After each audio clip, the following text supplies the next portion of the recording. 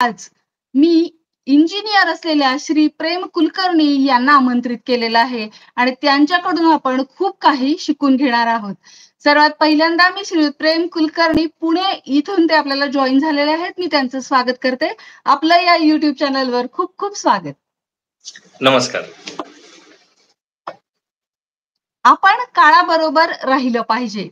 आजचं तंत्रज्ञान हे अतिशय प्रगत आहे आणि ते जितकं प्रगत आहे तितकेच त्याच्यातले धोके सुद्धा खूप जास्त आहेत. मोबाईल हा आपल्या आयुष्याचा अविभाज्य भाग झालेला आहे. परंतु तो वापरत असताना आपल्याला काही काळजी घ्यावी लागते, काही गोष्टी पाळाव्या लागतात, काही टाळाव्या लागतात आणि तो मोबाईल वापरत असताना आपल्याला अनेक धोके सुद्धा निर्माण होतात. तर त्या सगळ्याबद्दल जाणून आज आपण या मुलाखतीमध्ये घेणार आहोत. आपली ही जी युवा पिढी आहे ती अतिशय ऊर्जावंत, बुद्धिवंत आणि तंत्रवंत आहे. आकाश कवेत घेण्याची क्षमता त्यांच्या पंखांमध्ये आहे आणि त्यांच्याकडून आपण खूप काही शिकून घेतलं पाहिजे. म्हणून आज आपण श्री प्रेम कुलकर्णी यांना या ठिकाणी आमंत्रित केलेलं आहे. मी सगळ्यात पहिल्यांदा त्यांचा परिचय तुम्हाला करून देते आणि त्यानंतर आपण मुलाखतीला सुरुवात करूया. प्रेम कुलकर्णी यांनी information security and cloud technology या विषयात अजिंक्य डी.वाय. पाटील विद्यापीठ पुणे इथून इंजिनिअरिंगचं शिक्षण घेतलेलं आहे. सायबर सिक्युरिटी रिसर्चर आणि मायक्रोसॉफ्ट सर्टिफाईड ट्रेनर आहेत ते.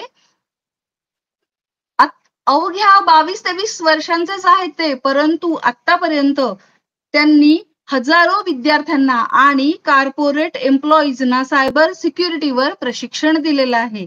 गेल्या 5 वर्षापासून सायबर सिक्युरिटीच्या विविध क्षेत्रांमध्ये एथिकल हॅकिंग, क्लाउड सिक्युरिटीमध्ये ते कार्यरत आहेत. मायक्रोसॉफ्ट ॲझ्युअर सिक्युरिटी या क्लाउड सिक्युरिटीच्या क्षेत्रामध्ये त्यांचं स्पेशलायझेशन आहे. ते मूळचे अंबाजोगाईचे आहेत आणि पुणे या ठिकाणी ते कार्यरत आहेत. तर हा त्यांचा परिचय आहे. आता आपण मुलाखतीला सुरुवात करूया. मी पहिला प्रश्न त्यांना विचारते की आपण पहिला हा जो प्रश्न आहे तो मी प्रत्येक आलेल्या मान्यवरांना विचारत असते की तुमचं बालपण कसं होतं आणि महाविद्यालयीन जीवन कसं होतं?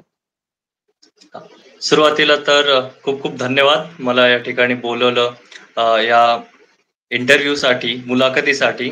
आणि सर्वप्रथम हे खरं तर सांगायला आवडेल की सगळे इंटरव्ह्यू मी बघितलेत आणि खूप छान ही सिरीज वाटते मला आणि त्याच सिरीजचा हा एक पार्ट म्हणून मला खूप खूप अभिनंदन करायचंय तुमचं की आपण ही मुलाखत करत आहोत त्या एका नवीन विषयावरती ज्याच्या की वर आपल्याला जास्त नॉलेज नाहीये बऱ्याच लोकांना, त्याच्यावर बोललं जात नाही, त्या विषयावरती तुम्ही इंटरव्ह्यू घेताय, त्याच्यामुळे खूप खूप धन्यवाद. आणि खरं तर बालपण माझा जन्म अंबेजोगाईचा, बीड जिल्ह्यातील अंबेजोगाई हे ठिकाण. आणि माझं पूर्ण नाव पहिले प्रेम संजय कुलकर्णी. अंबेजोगाईमध्ये माझा जन्म झाला आणि शालेय शिक्षण, महाविद्यालयीन शिक्षण 12वी पर्यंत अंबेजोगाईतच झालं. माझे वडील SP कुलकर्णी NCC चे मेजर आहेत आणि प्राध्यापक आहेत आणि माझी आई अपर्णा कुलकर्णी ही एक शिक्षिका आहे. तर ऑफकोर्स आई वडील दोघेही शिक्षक म्हटल्यावरती खरं तर बालपणी किंवा महाविद्यालयीन शिक्षणापर्यंत पण खरा फोकस हा अभ्यासाकडेच होता. त्यानंतर 12वी नंतर या विषयाबद्दल, खरं तर 10वी नंतरच या विषयाबद्दल थोडंसं कुतूहल निर्माण झालं की आपण सायबर सिक्युरिटीमध्ये काहीतरी करूयात, इंजिनिअरिंगच करायचं आहे तर एका नवीन विषयात करूयात. मग 10वी नंतर बऱ्याच गोष्टी त्यामध्ये नवीन शिकल्यामुळे नंतर 12वी पासूनच किंवा इंजिनिअरिंगच्या सुरुवातीपासूनच याचा अभ्यास मी करत गेलो आणि सध्या माझं इंजिनिअरिंग पूर्ण झालंय आणि मी क्लाउडडॅट नावाच्या बँगलोरच्या एका कंपनीमध्ये सायबर सिक्युरिटी ट्रेनर म्हणून कार्यरत आहे. अच्छा, तर आता आपण थेट मुद्द्यावर येऊया. तुम्हाला या ठिकाणी आमंत्रित करायचं खास कारणच हे आहे की जीवनाचा अविभाज्य झालेला मोबाईल वापरत असताना अनेक गोष्टी आवर्जून पाळाव्या लागतात आणि काही गोष्टी कटाक्षाने टाळाव्या लागतात. तर त्या कोणत्या आहेत आणि याच्या संदर्भामध्ये आज आपण अगदी सविस्तर तुमच्याकडून जाणून घेणार आहोत. सुरुवातीचे काही भाग मोबाईल बद्दल आणि त्यानंतर काही भाग हा आपण कम्प्युटर, लॅपटॉप वापरताना काय काळजी घ्यावी याबद्दल सुद्धा विचारणार आहोत. तर मोबाईल वापरत असताना काय काळजी घ्यावी, काय करावं आणि काय टाळावं, आपण 3 भागामध्ये हे घेतोय. पहिल्यांदा जनरल सूचना, त्यानंतर इंटरनेट वापरताना काय काळजी घ्यावी आणि त्यानंतर ऑनलाईन पेमेंट करताना काय काळजी घ्यावी. तर पहिल्यांदा आपण जनरल सूचना ऐकूया तुमच्याकडून. हां. तर खरं पाहता मोबाईल जसं तुम्ही सांगितलं, की मोबाईल आपल्या जीवनाचा खूप अविभाज्य घटक आहे. जवळपास आपला अर्ध्याच्या वरती दिवस हा मोबाईलवरती जातो. कामात असेल, मनोरंजनात असेल आणि त्यामध्ये सर्वात महत्त्वाचं असं, की त्याला वयाचं बंधन नाहीये सध्या. पूर्वी असं असायचं, की मोबाईल हा ज्याला येतो मोबाईल वापरता किंवा तरुण मुलं यांच्याकडे असायचा. आता एकदम लहान, एकदम पहिलीच्या आधीच्या वर्गात असलेलं बाळ, ते एकदम ज्येष्ठ व्यक्ती सगळेजण मोबाईल वापरतात. पण मग जसा-जसा या मोबाईलचा वापर वाढत जातोय, तसा-तसा त्याच्यासोबत होणारे जे सायबर गुन्हे आहेत किंवा फ्रॉड्स आहेत, यांचं पण संख्या खूप वाढत जाते. जर जागतिक स्टेटस बघितलं सध्या, तर दर सेकंदाला एक सायबर क्राईम किंवा दर सेकंदाला एकापेक्षा जास्त सायबर क्राईम होत आहे. मग या सगळ्या सायबर क्राईमच्या दुनियेपासून आपल्याला जर वाचायचं असेल, तर आपण काय केलं पाहिजे? सगळ्यात पहिले आपण एक गोष्ट समजून घेऊ, की जनरल मोबाईल वापरताना किंवा इंटरनेट वापरताना आपण काय गोष्टी लक्षात घेतल्या पाहिजेत. सगळ्यात पहिले तर आपण मोबाईल वापरतो, तर कोणता मोबाईल वापरतो? हा सगळ्यात महत्त्वाचा प्रश्न आहे. खरं तर आजकाल लोकांना iPhoneचं किंवा महागड्या मोबाईलचं जास्त अट्रॅक्शन असतं. पण साधा मोबाईल असो, महाग मोबाईल असो, नेहमी मोबाईल हॅक होतो किंवा सायबर गुन्हा होतो, यामध्ये मोबाईलची चूक नसते. ही चूक आपली.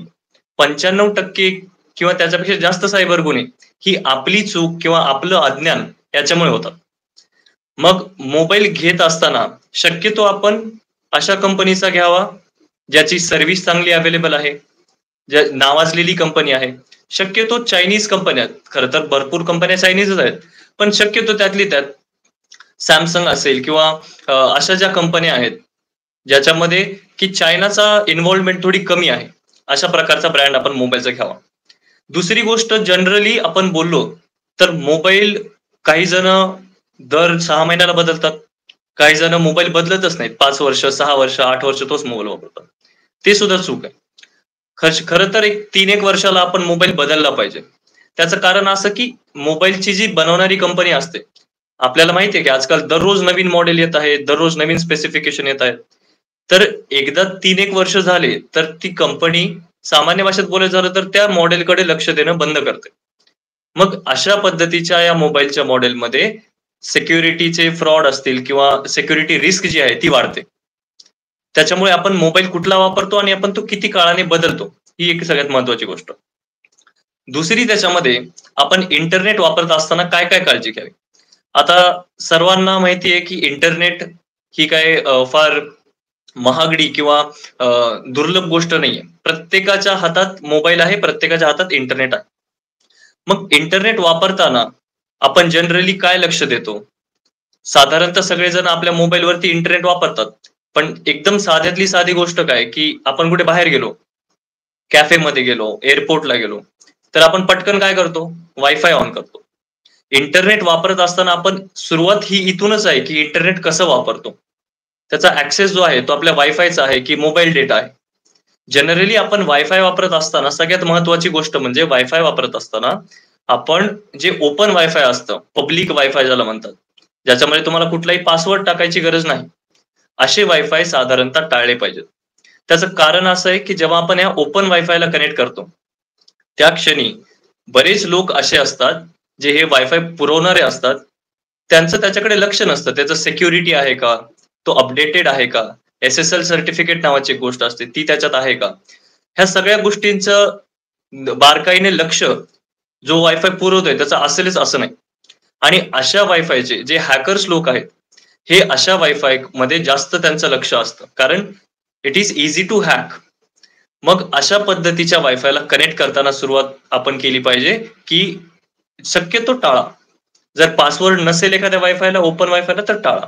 किंवा पासवर्ड असेल तर त्यातली त्यात एकदा चेक करायला पाहिजे. दुसरी महत्त्वाची गोष्ट, आपण इंटरनेट वापरत असताना मग आपण Google YouTube वापरतो किंवा वेगवेगळे ॲप्लिकेशन वापरतो मोबाईलमध्ये. मग इंटरनेटला कनेक्ट केल्याबरोबर आपल्या मोबाईलमध्ये ॲड्स असतात. ॲडव्हर्टाइजमेंट ज्याला आपण म्हणतो किंवा जाहिराती मराठीमध्ये. ह्या जाहिराती सायबर गुन्हेगारांसाठी किंवा हॅकर्ससाठी एक खूप इम्पॉर्टंट टूल बनले. कारण जाहिराती हे बिझनेसमॅनसाठी किंवा बिझनेस करणाऱ्या लोकांसाठी जाहिरातीचं महत्व खूप आहे. आणि आपण एक गोष्ट ऑब्झर्व केली असेल की वेळेनुसार, काळानुसार हळूहळू जाहिरातींचं प्रमाण खूप वाढत जातंय. आधी आपल्याला मोबाईलवरती किंवा इंटरनेटवरती जास्त जाहिराती दिसत नव्हत्या. आता साधी YouTube व्हिडिओ जरी लावली तरी त्याला 3 वेळा, 5 वेळेस आपल्याला जाहिरात दिसते. मग नेहमी आपण इंटरनेट वापरताना सगळ्यात पहिले हे चेक केलं पाहिजे की माझ्या मोबाईलमध्ये कुठे कुठे जाहिराती दिसतात. जिथे जिथे जाहिराती दिसतात ते तो कमर्शियल एरिया झाला. शक्यतो गुगलवरती, युट्यूबवरती ह्या जाहिराती असतात. पण जर तुमच्या मोबाईलमध्ये नॉर्मल सेटिंग्समध्ये किंवा वॉलपेपरला पण जाहिरात येत असेल तर अशा सेटिंग्स आपण बंद केल्या पाहिजेत. आपण जेव्हा इंटरनेट वापरतो, गुगलवर एखादी वेबसाईट बघतो, पेपर, बरेच जण गुगलवरती पेपर वाचतात. खास करून वयस्कर लोकांचं बोलायचं झालं तर हे लोक फेसबुक किंवा गुगल याच्यामध्ये जास्त इन्व्हॉल्ड असतात. बरेच जण काही लेख वाचतात, पेपर वाचतात. मग ह्या ज्या सगळ्या वेबसाईट्स आहेत त्या वेबसाईट्सना जाहिराती दाखवून पैसे मिळतात.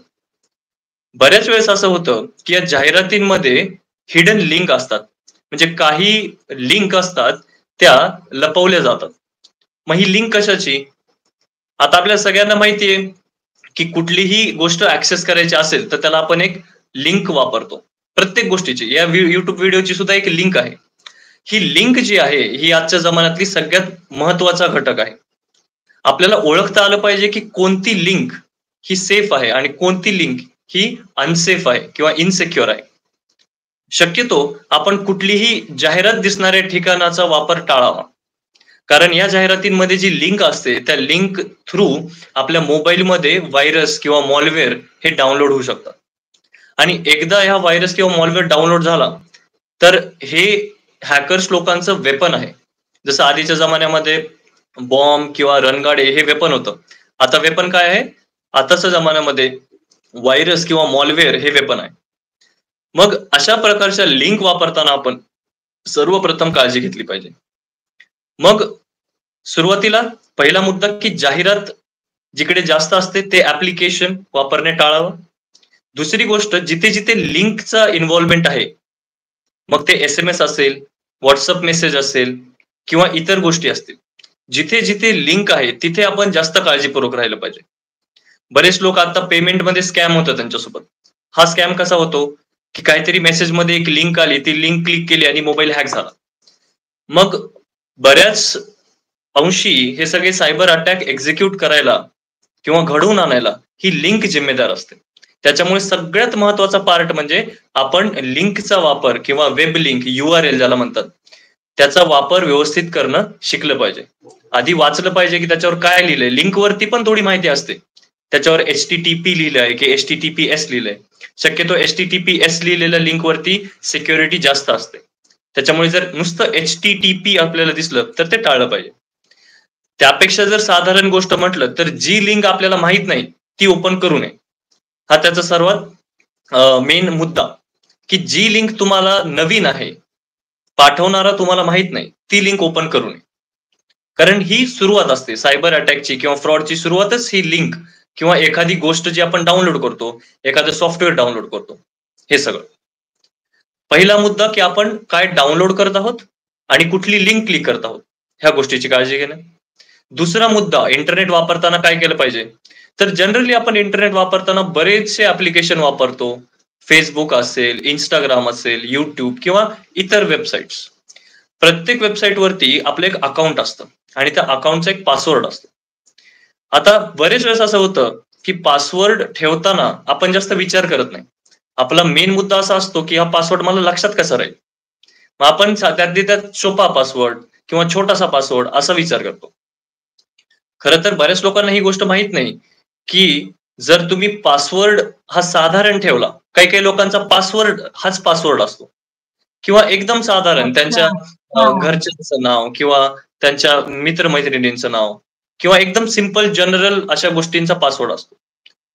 जर आपला पासवर्ड वीक असेल तर तो क्रॅक करायला काही सेकंद पण खूप झाले. आजच्या जमान्यामध्ये टेक्नॉलॉजी अशी आहे की बरेचसे साधारण पासवर्ड हे सेकंदामध्ये क्रॅक होतात. आणि साधारण लोकच नाहीत, तर मोठ्या मोठ्या कंपनीचे सीईओ, सीएफओ यांचे सुद्धा पासवर्ड हे साधे आहेत. हे कधी कळालं, जेव्हा की अकाउंट हॅक होतं, तेव्हा हे बाहेर येतं की आपला पासवर्ड किती साधा होता. मग दुसरी महत्वाची गोष्ट आपण काय पाळली पाहिजे, की जेव्हा पण आपण एक पासवर्ड वापरतो, साधारण त्या पासवर्डमध्ये जनरल गोष्टी वापरू नयेत. किंवा सामान्य नाव, पासवर्ड किंवा ऍक्सेस अशा गोष्टी, किंवा आपलं स्वतःचं नाव, जन्मतारीख, सगळ्यात महत्वाचं जन्मतारीख वापरतात लोक, स्वतःचं नाव बहुतेक वापरतात. जण हेच करतात. बहुतेक जण एक तर जन्मतारीख किंवा लग्नाची तारीख हाच पासवर्ड दिलेला असतो. अगदी बरोबर आहे. हा, हे लग्नाची तारीख असेल, जन्मतारीख किंवा आपल्या जवळच्या व्यक्तींचं नाव. मग हा पासवर्ड धोक्याचा का आहे? पहिलं कारण तर हे लगेच क्रॅक होऊ शकतं. दुसरं कारण काय, आता फॉर एक्झाम्पल मला तुमचा पासवर्ड माहीत करून घ्यायचा आहे. जर तुम्ही जन्मतारीख किंवा तुमचं नाव आणि जन्मतारीख असा पासवर्ड ठेवला असेल, तर ही माहिती काढायला मला किती वेळ लागेल? काही मिनिट आहे. कारण मी जर तुमच्या फेसबुक प्रोफाईलवर गेलो, इंस्टाग्राम प्रोफाईलवर गेलो, तिकडे आपलं जन्मतारीख लिहिलेली असते, तिथे आपलं नाव हो. लिहिलेलं असतं, आपल्या घरच्यांची माहिती टाकतो आपण, सगळ्या गोष्टी अवेलेबल असतात. मग जे लोक पासवर्ड हॅक करतात किंवा पासवर्ड क्रॅक करतात, त्यांच्याकडे हे टेक्निक, त्यांची स्ट्रॅटजी असते की पहिल्यांदा ते लोक काय ट्राय करणार, की तुमच्या आजूबाजूच्या सगळ्या गोष्टींची नावं ते ट्राय करणार कॉम्बिनेशन मध्ये. मग शक्यतो पासवर्ड ठेवताना थोडासा युनिक पासवर्ड ठेवावा. थोडासा अवघड असेल, त्याच्यामध्ये अंक असतील, सिम्बॉल असतील किंवा कॅपिटल अक्षर, स्मॉल अक्षर, हे सगळे प्रकारचं मिश्रण त्याच्यात असेल. आणि साधारणतः एकदम सोप्या भाषेत सांगायचं तर कमीत कमी एक 10 कॅरेक्टर्सचा पासवर्ड ठेवला पाहिजे. आता जनरली 8 कॅरेक्टरचा पासवर्ड हे सगळीकडे स्टँडर्ड आहे, पण त्यात सुद्धा 10 ते 12 कॅरेक्टर जर तुम्ही जर ठेवलं, तर ते तुम्हाला खूप मदत करेल सिक्युअर राहण्यासाठी. दुसरा प्रश्न याच्यासोबत असा येतो, की मग आता पासवर्ड जर अवघड ठेवला, मोठा ठेवला, तर तो लक्षात कसा ठेवायचा? सगळी गल्लत याच्यामुळेच आहे की ते लक्षात राहत नाही. मग त्यापुढे लोक काय करतात, पासवर्ड लिहून ठेवतात. मग हे फक्त सामान्य लोक नाहीत, कॉर्पोरेटमध्ये सुद्धा आम्ही बऱ्याच ठिकाणी कॉर्पोरेटला ट्रेनिंग देतो, मोठ्या मोठ्या पदावरच्या लोकांना ट्रेनिंग देतो. बरेच लोकांची, कारण ही ह्युमन सायकोलॉजी आहे, याच्यात काही तर्क नाहीये. साधारण माणसाला सोप्या गोष्टीचं जास्त अट्रॅक्शन असतं. मग सोपं काय पडतं, की बाबा मी पासवर्ड अवघड ठेवलाय, तर मी कोणाला तरी व्हॉट्सअपला सांगून ठेवेल, मी कुठेतरी जीमेल मध्ये टाकून ठेवेल किंवा फोनमध्ये सेव्ह करून ठेवेल, एखाद्या कुठे लिहून ठेवेल. ह्या सगळ्या गोष्टी पण त्यात ऍडिशन आहेत, हे सगळं पण चूक आहे. जे कोणी लोक पासवर्ड सेव्ह करतात, कुठेतरी लिहून ठेवतात, ही अतिशय बॅड प्रॅक्टिस आहे. का? कारण जर तुमचं जीमेल उद्या कोणाकडे तुमच्या जीमेलचा ऍक्सेस आला किंवा तुमच्या फोनचा ऍक्सेस आला, तर तुमचा पासवर्ड तिकडे ते लोक बघू शकतात, तुम्ही कुठे लिहून ठेवलाय. सहज चालता बोलता लोक तुमचा पासवर्ड बघू शकतात. त्याच्यामुळे पासवर्ड अवघड ठेवणे आणि शक्यतो कुठे लिहून न ठेवणे. तो पासवर्ड तुम्ही पाठ केला तरी चालेल, पण शक्यतो कोणाला सांगू नका, जवळच्या माणसांना सुद्धा सांगू नका. ही झाली त्याच्यातली दुसरी गोष्ट. पहिली गोष्ट ही लिंक आणि डाउनलोड बद्दल काळजी घेणे. दुसरी गोष्ट ही पासवर्ड कसा ठेवतो याच्यावरती काळजी घेणे. आणि वायफाय बद्दल आपण एक काळजीपूर्वक असलं पाहिजे. ह्या गोष्टी जनरल आपण इंटरनेट वापरताना हे पाळलं पाहिजे. त्याच्यामध्ये अजून ऍडिशन काय आहे? अजून त्याच्यामध्ये ऍडिशन अशी की आपण जेव्हा ऍप्लिकेशन डाउनलोड करतो, प्रत्येक, जर तुम्ही अँड्रॉइड फोन वापरत असाल तर अँड्रॉइड प्ले स्टोअर असं ऍप्लिकेशन असतं, जिकडे आपण वेगवेगळे ऍप्स डाउनलोड करतो. आणि ऍपल फोन वापरत असाल, आयफोन वापरत असताल, तर ऍपल स्टोअर किंवा ऍप स्टोअर नावाचं जे स्टोअर असतं, तिथून आपण ऍप्लिकेशन डाउनलोड करतो. सगळ्यांनी एक गोष्ट पक्की लक्षात ठेवली पाहिजे, की अँड्रॉइडच्या प्ले स्टोअर किंवा ऍपलच्या ऍप स्टोअर यांच्या व्यतिरिक्त कुठलंही ऍप्लिकेशन आपण डाउनलोड नाही केलं पाहिजे. भलेही ते तुमच्या मित्राने पाठवू, भलेही ते तुमच्या बॉसनी पाठवू, कुणी जरी पाठवलं तरी जेही ऍप्लिकेशन ह्या 2 ठिकाणच्या पेक्षा तिसऱ्या ठिकाणाहून कुठून आलंय, 99% किंवा 90% चान्सेस आहेत की त्याच्यामध्ये व्हायरस असेल आणि तुमचा फोन हॅक होईल. ही झाली डाउनलोड करण्याबद्दलची बाब. तर प्रत्येकाने ही गोष्ट लक्षात ठेवली पाहिजे, की जेव्हा पण आपण काही डाउनलोड करतोय, व्हिडिओ डाउनलोड करतोय, गाणं डाउनलोड करतोय, शक्यतो ह्या गोष्टी टाळाव्यात. इंटरनेटवरतून डाउनलोड करताना ह्या सगळ्या गोष्टींचा एकदा आपण चेक केलं पाहिजे. हॅकर्स लोकांचं माइंडसेट कसं असतं, पहिलं त्यांचं लिंक आणि दुसरं डाउनलोड, एखादी फाईल तुमच्याकडून डाउनलोड करून घेणं, हा त्यांचा उद्देश. ज्याला आपण टेक्निकल भाषेमध्ये फिशिंग असं नाव देतो. फिशिंग आपण सगळीकडे ऐकतो की फिशिंगचा प्रकार होतोय. फिशिंग काय असतं? साधारण भाषेत तुमच्याकडून एखादी लिंक क्लिक करून घेणं किंवा तुमच्याकडून एखादी फाईल डाउनलोड करून घेणं. मग हे इतकं सोपं पण नाही. आजकाल जसं आपण स्मार्ट होतोय, हॅकर्स आपल्यापेक्षा 2 पावलं पुढे असतात. ते लोक काय करतात, ही लिंक जर तुमच्यापर्यंत पोहोचवायची असेल, तर ते लोक बऱ्याच गोष्टीचा वापर करतील. आता फॉर एक्झाम्पल मला एक माहीत असेल, की अमुक-तमुक व्यक्ती अ, याला क्रिकेटचा खूप शौक आहे. तर मग ॲज अ हॅकर एक माणूस काय करेल, की क्रिकेट संदर्भातली काहीतरी ऑफर, एखाद्या मॅचचं तिकीट असा एक मेसेज पाठवेल, की तुम्हाला या मॅचचं तिकीट फ्री मिळालं आहे. त्या मेसेजमध्ये एक लिंक असेल. ही जी लिंक आहे, तो सगळा मूळ आहे सायबर गुन्ह्याचा. जेव्हा पण आपण एक मेसेज रिसीव्ह करतो, मग तो एस-एम-एस असेल, WhatsApp असेल, शक्यतो आपण नीट वाचलं पाहिजे. पुढचा भाग इंटरनेट वापरताना म्हणजे जेव्हा पण आपण मेसेजेस किंवा ऑफर्स रिसीव्ह करतो, आजकालच्या जमान्यात हे खूप वाढलंय. आपल्याला दर 10 मिनिटाला एक मेसेज येतो, की तुमच्यासाठी ही ऑफर आहे, तुमच्यासाठी ती ऑफर आहे, क्रेडिट कार्ड आहे किंवा नवीन फोनची ऑफर आहे. बरेच मेसेज आपल्याला येत असतात. मग हे मेसेजेस आपण खरे आहेत का हे तपासले पाहिजेत. एखादा व्यक्ती म्हणतो, की तुम्हाला 10,000 मध्ये लॅपटॉप मिळेल, 10,000 मध्ये फोन मिळेल. आपण थोडंसं कॉमन सेन्स वापरून हे विचार केला पाहिजे, की खरंच ही गोष्ट शक्य आहे का? नक्कीच यामध्ये काहीतरी त्यांचा हेतू आहे. आणि अशा पद्धतीच्या मेसेजमध्ये हे हे पण एक स्ट्रॅटेजी किंवा टूल असतं. त्याला सोशल इंजिनिअरिंग असं म्हणतात, की सोशली जी आपली मेंटॅलिटी असते, सोशल लाईफमध्ये त्याच्यावर जी इंजिनिअरिंग होते, की अ, तुमच्या बिहेवियरवरती किंवा तुमच्या दैनंदिन जीवनावरती नजर ठेवून एखाद्याने जर अटॅक करायचा प्रयत्न केला आणि बरेच लोक याला बळी पडतात. मेजॉरिटी रिझन हेच आहे. मग ही जी लिंक आहे, ती कुठलीही असेल. फॉर एक्झाम्पल तुम्हाला एक उदाहरण द्यायचं म्हणजे, आता रिसेंटली एक स्कॅम आहे. तो स्कॅम कसा आहे, की तुमच्याकडे एक जणाचा मेसेज येईल. तो मेसेज हुबेहूब बँकेचा मेसेज असतो. आपल्याला बँकेत समजा जर तुम्ही मला ₹10,000 पाठवले, तर आपल्याला बँकेतून एक मेसेज येतो, की your bank account has credited bye ₹10,000. मग त्याच्यामध्ये सगळे डिटेल्स असतात, की पाठवणारा व्यक्ती हा आहे. एकदम हुबेहूब तसाच मेसेज असतो. मग हा मेसेज एक माणूस आपल्याला पाठवतो. मग तुम्ही बघितल्यावर म्हणताल, की "अरे, मला हे पैसे कुणी पाठवले?" 10 मिनिटांनी लगेच त्या माणसाचा फोन येतो, की माझ्याकडनं चुकीच्या माहितीमुळे माझ्याकडून चुकीने तुमच्याकडे पैसे गेलेत. हे 10,000 तुम्हाला मेसेज बघा, तुमच्या मेसेजमध्ये हे पैसे आले असतील. मग आपण मेसेज बघतो, मेसेजमध्ये पैसे दिसतात. मग आपण म्हणतो, की "अरे, बिचाऱ्याचे ₹10,000 आलेत." किंवा बरेच लोकं हा पण अप्रोच घेतात, की माझं चुकून रिचार्ज तुमच्याकडे गेलंय. अशा पद्धतीच्या गोष्टी असतात. मग अशा वेळेस काय होतं, समोरचा व्यक्ती हा जो मेसेज आहे, तो खोटा बनवून पाठवतो आणि आपण फॉर काइंडनेस आपण ते पैसे वापस करायला जातो. पण अशा पद्धतीमध्ये आपण एकदा चेक केलं पाहिजे, की खरंच माझ्या अकाउंटमध्ये ते पैसे आलेत का? आपण फोन पे वापरतो, Google Pay वापरतो. खरंच हे पैसे आलेत का? तर साधारणतः कुठलीही लिंक वापरायला सुरुवात करायच्या आधी ती लिंक तपासली पाहिजे. हा त्याच्यातला दुसरा मुद्दा. आणि शेवटचा मुद्दा, इंटरनेट वापरताना काय काळजी घ्यावी? म्हणजे सोशल मीडिया जेव्हा आपण वापरतो, भले मग ते Facebook असेल, Instagram असेल, इव्हन WhatsApp.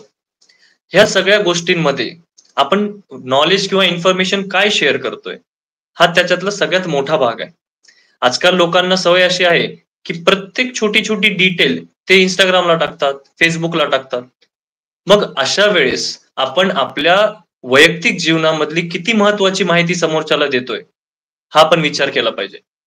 मग जर मी माझ्या प्रत्येक गोष्टी ह्या Facebookवरती, Instagramवरती टाकत असेल, तर समोरच्या माणसाकडे ऑलरेडीच माझा बायोडेटा आहे. मग माझा बायोडेटा असताना मला माझं अकाउंट हॅक करायला त्याला खूप मदत होते. सामान्य भाषेत बोलायचं झालं तर जे पण काही पासवर्ड क्रॅक करण्यासाठी असेल किंवा जर माझे इंटरेस्ट त्याला माहीत असेल, तर माझ्या इंटरेस्टच्या अकॉर्डिंग तो तशी ऑफर बनवून मला पाठवू शकतो. यामुळेच तर लोक फसतात ना. आपल्याला जी इंटरेस्टिंग गोष्ट असते, एखादा खेळ असेल, एखादं दुसरं काही गोष्ट असेल, त्याची जर ऑफर दिसली तर आपला विचार करायची त्यावेळेस आपण विचार करत नाहीत. आपलं लक्ष जात नाही.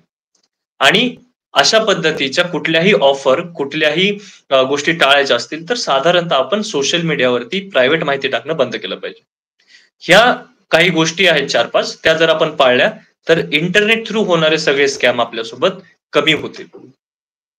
खूप महत्वाची माहिती सांगताय तुम्ही, की आपली खाजगी माहिती खाजगी ठेवा. प्रत्येक गोष्ट आभासी दुनियेमध्ये टाकू नका, सगळ्यांना सांगू नका. कारण छोट्या गोष्टी आपण दुसऱ्या पण गोष्टी बघतोय, की मुलगी माझी कोणत्या शाळेत जाते, तिचा आज पहिला दिवस आहे शाळेचा, युनिफॉर्मचा फोटो काढा, Facebookवर टाका आणि ती मुलगी पळवली जाते सहजासहजी अगदी. तर अशा गोष्टी सुद्धा घडतायत आणि त्याच्यासाठी आपण आपल्या खाजगी गोष्टी या खाजगीच ठेवल्या पाहिजेत. आपण आणखी पुढे जाऊया मुलाखतीमध्ये, की ऑनलाईन पेमेंट करताना काय काळजी घ्यावी? हां. ऑनलाईन पेमेंट करताना साधारणतः आपल्याकडे आजकाल काय होतं, की आपण यू-पी-आय वापरतो. बरेच लोकं आजकाल म्हणजे इव्हन दो ज्येष्ठ व्यक्ती किंवा इलिटरेट माणूस, अनपढ माणूस सुद्धा आजकाल यू-पी-आय वापरतो, ऑनलाईन पेमेंट. हो, मग हे जे हो. Google Pay असेल, PhonePe असेल किंवा Paytm असेल, भीम यू-पी-आय असेल, हे सगळे ॲप आपण वापरतो. सर्वात प्रथम सुरुवातीची गोष्ट काय, की या ॲपचा सुद्धा एक पासवर्ड असतो. तुमच्या एटीएमचा एक हो. पासवर्ड असतो. सगळ्यात महत्वाची गोष्ट, की ह्या ॲप्लिकेशनमध्ये जो आपण पिन टाकतो, तो अतिशय प्रायव्हेट ठेवला पाहिजे. इव्हन दो तुम्ही पेमेंट करत असताना, सुरुवातीला जर समजा तुम्ही पेमेंट करत आहात आणि तुमच्या समोर कोणी उभा आहे, तर तुम्ही थोडंसं बाजूला जाऊन पेमेंट केलं पाहिजे. तितकी आपण सिक्युरिटी पाळली पाहिजे, की आपण जो पिन टाइप करतोय, कारण त्या पिनवरती आपलं सगळं आधारित आहे. मग कसं असतं, की जो पिन जर तो आपण ठीक ठेवला, प्रॉब्लेम कुठे येतो, की तुमचा मोबाईल आणि तुमचा पिन ह्या 2 गोष्टी यू-पी-आय पेमेंटमध्ये खूप महत्त्वाच्या असतात. तुमच्या मोबाईलचा जो डिव्हाइस आहे, त्याच्यामध्ये जे सिम कार्ड आहे, ते यू-पी-आयला डायरेक्ट लिंक असतं. मग जर मी तुमचा मोबाईल चोरला आणि मला त्याच्यातला जर पिन माहीत असेल, तर मी कुठलाही पेमेंट करू शकतो. कोणाला कळायच्या आत सगळे पैसे काढून घेऊ शकतो. त्याच्यासाठी मोबाईल, आपलं सिम कार्ड आणि आपला पिन हे सगळ्यात महत्वाचं. नंतर पेमेंट करत असताना आपण काय काळजी घेतली पाहिजे? कुठल्याही पेमेंट करत असताना त्या ॲप्लिकेशनवरती क्लिअर लिहिलेलं असतं, की सेंड किंवा रिसीव्ह ह्या गोष्टी क्लिअर लिहिल्या असतात, की सेंडच्या ऑप्शनमध्ये पैसे पाठवता येतात. पेच्या ऑप्शनमध्ये पैसे पाठवायचे असतात. साधारणतः काय होतं, की जनरली मोबाईल वापरताना किंवा इंटरनेट वापरताना इंग्रजी भाषेचा खूप त्याच्यामध्ये वाटा आहे. आपल्याला इंग्रजी येत नसेल, तर हे अशा प्रकारची गल्लत होणं खूप कॉमन आहे. मग प्रत्येक वेळेस थोडंसं काळजीपूर्वक आपण पाहिलं, की पे म्हणजे काय असतं? पे म्हणजे आपण पाठवतोय. रिसीव्ह म्हणजे काय असतं, की आपण त्याला रिसीव्ह करतोय. मग पैसे पाठवताना कुठल्या ऑप्शनमध्ये सिलेक्ट केलं पाहिजे? बरेचदा आता एक स्कॅम काय होतो, की समोरचा माणूस तुम्हाला म्हणतो, की तुम्ही कोणाला पैसे पाठवत नसाल, भले तुमच्याकडे पैसे रिसीव्ह होत असतील. एखादा व्यक्ती तुम्हाला म्हणेल, की मी तुम्हाला एक ₹50,000 पाठवतोय या कामासाठी आणि जेव्हा पण समोरचा माणूस तुम्हाला पैसे पाठवतोय, सगळ्यांनी लक्षात घेतलं पाहिजे, की पैसे जर समोरचा पाठवत असेल, तर तुमच्या मोबाईलमध्ये काहीच करायची गरज नाहीये. त्याच्या मोबाईलमध्ये पैसे पाठवायचा ऑप्शन असतो. तो माणूस तुम्हाला पैसे पाठवेल. जेव्हाही तुम्हाला समोरचा माणूस पैसे पाठवत असताना, की बाबा तुमच्याकडे या ॲपमध्ये जाऊन ही गोष्ट करा. बरेचदा काय होतं, की मनी जसं आपण पाठवतो, पैसे पाठवतो, तसं एक मनी रिक्वेस्ट नावाचा एक प्रकार असतो, की मी तुम्हाला एक रिक्वेस्ट पाठवणार. सोप्या भाषेत सांगायचं झालं तर, मी 50,000ची एक रिक्वेस्ट बनवून, जसं आपण चेक बनवतो, तशी एक रिक्वेस्ट बनते. आणि ती रिक्वेस्ट तुमच्या ॲप्लिकेशनमध्ये जर तुम्ही अप्रूव्ह केली, जर तुम्ही त्याला मान्य केलं, तर तुमच्या अकाउंटमधून पैसे जातात. खरं तर तुम्हाला पैसे येणार होते. पण आता हं, जर तुम्ही हं. ती रिक्वेस्ट अप्रूव्ह केली, तर तुमच्याच अकाउंटमधून पैसे जातील. मग अशा पद्धतीच्या पेमेंटमध्ये समोरचा माणूस आपल्याला पैसे पाठवतोय, तर काय केलं पाहिजे? तर शक्यतो समोरच्या माणसाला सांगितलं पाहिजे, की कुठल्याही प्रकारची तुम्ही रिक्वेस्ट पाठवू नका. पैसे पाठवायचे आहेत, तर डायरेक्ट अकाउंटमध्ये पाठवा. आपण जेव्हा समोरच्याला पेमेंट करत आहोत, तेव्हा व्यवस्थित बघून घेणे. दुसरा मुद्दा, पैसे पाठवताना काय करावं? तर पैसे पाठवताना आपण आजकाल काय झालंय, की सगळे लोकं क्यूआर कोडचा वापर करतायत. मग आपण एखादी हो. कॅब घेतली, आपण दुकानातून काही घेतलं किंवा ऑनलाईन काही घेतलं, कुठेही क्यूआर कोड हा खूप कॉमन प्रकार झालाय. रिसेंटली ह्या क्यूआर कोड बद्दलचे बरेच अटॅक नवीन आलेत. मग काय होतं, की समजा एक दुकान आहे. मग त्या दुकानामध्ये किंवा एक व्यक्ती आहे. जिथे पण आपल्याला क्यूआर कोड लावलेला असतो ना, एकदा आता महाराष्ट्रात भारतातच हा प्रकार घडलाय, की एका व्यक्तीने काय केलं, दुकानात जायचं आणि तिथे जो क्यूआर कोड ठेवलेला असतो, हळूच तो एक्सचेंज करायचा, हळूच त्याला बाजूला घ्यायचं आणि त्याच्या जागी स्वतःचा एक क्यूआर बोर्ड ठेवायचा. छोटासा एक बोर्ड असतो. हळूच तो बोर्ड बदली करायचा कोणाच्या लक्षात न येऊ देता. मग आपण ॲज अ कस्टमर जेव्हा पेमेंट करतो, तेव्हा आपण बघतो का, की हे क्यूआर कोड तर मी स्कॅन केलाय, पण याच्यावरती नाव कोणाचं येतंय? सर्वसामान्य गोष्ट, की आपण क्यूआर कोड स्कॅन केल्यावरती समोरच्या माणसाला एकदा कन्फर्म केलं पाहिजे, की हे नाव मला दिसत आहे, हे तुमचंच नाव आहे का? बरेचदा काय होतं, की क्यूआर कोड आपण स्कॅन करतो आणि ते नाव दुसऱ्याचं असतं, अकाउंट दुसऱ्याचं असतं आणि पैसे तिसऱ्यालाच जातात. त्याच्यामुळे कुठेही क्यूआर कोड स्कॅन करत असताना, हे क्यूआर कोडमध्ये काय नाव आहे? ऑनलाईन पेमेंट करत असताना, ऑर्डर करत असताना, क्यूआर कोड बद्दलची ही आपण काळजी घेतली पाहिजे. समोरच्या व्यक्तीने क्यूआर कोड पाठवला तर त्याला नाव जरूर विचारलं पाहिजे अकाउंटचं. ही झाली पहिली त्याच्यातली दुसरी गोष्ट. मग अजून आपण ऑनलाईन पेमेंट करत असताना काय घेतलं पाहिजे काळजी? आता बरेच लोकांना ऑनलाईन शॉपिंगची आवड असते.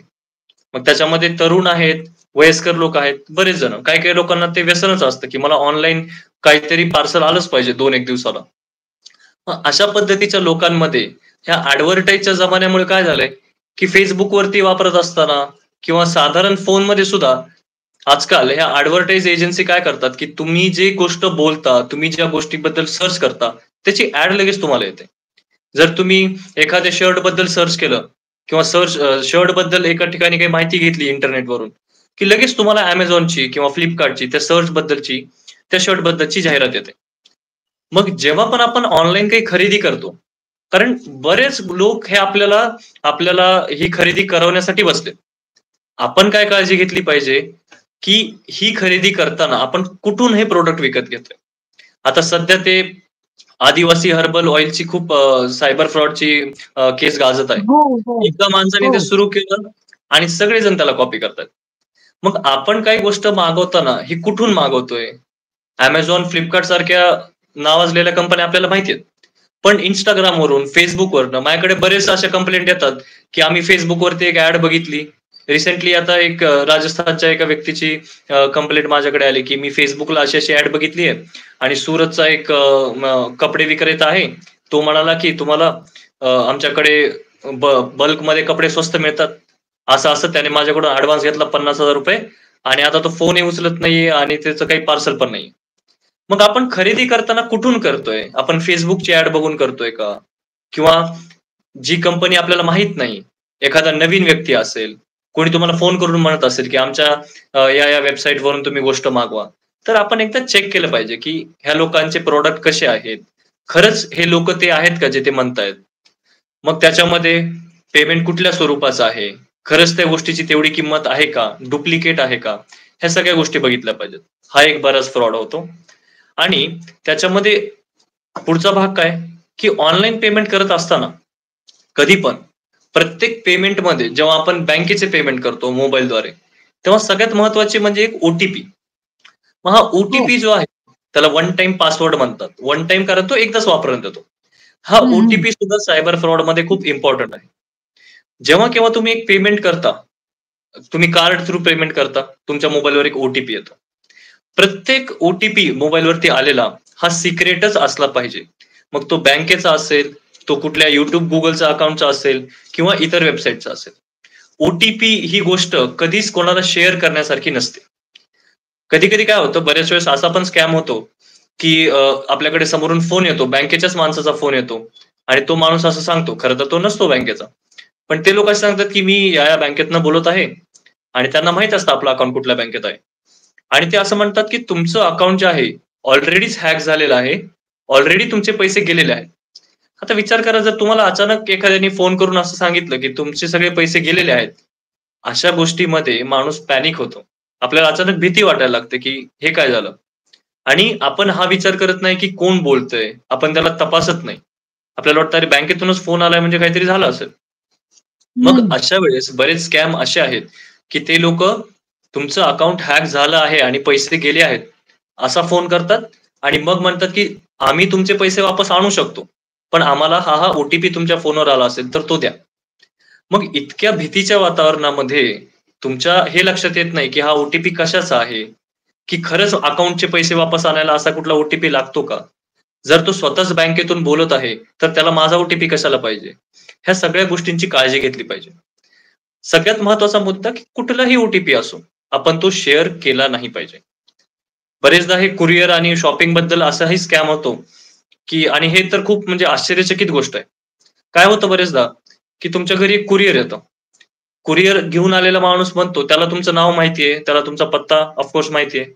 मग तो तुमचं कुरिअर घेऊन येतो आणि तुम्हाला म्हणतो, की तुमचं हे कुरिअर आलं आहे, तुम्ही मागवलं होतं. मग साधारणतः आपण जर मागवलं नसेल, तर आपला स्वाभाविक प्रश्न असतो, की मी तर काहीच नाही मागवलेलं किंवा हे चुकून तुमचं माझ्याकडे आलं असेल. तुम्ही एकदा पत्ता नीट तपासा. मग अशा वेळेस काय करायला लागतं, की तो माणूस तुम्हाला काय म्हणतो कुरिअरवाला, की ठीक आहे, बाय मिस्टेक हे कुरिअर तुमच्याकडे आले असेल, पण ह्या कुरिअरमध्ये जे आता आम्हाला रिटर्न करायसाठी तुमच्याकडे एक ओ-टी-पी आहे.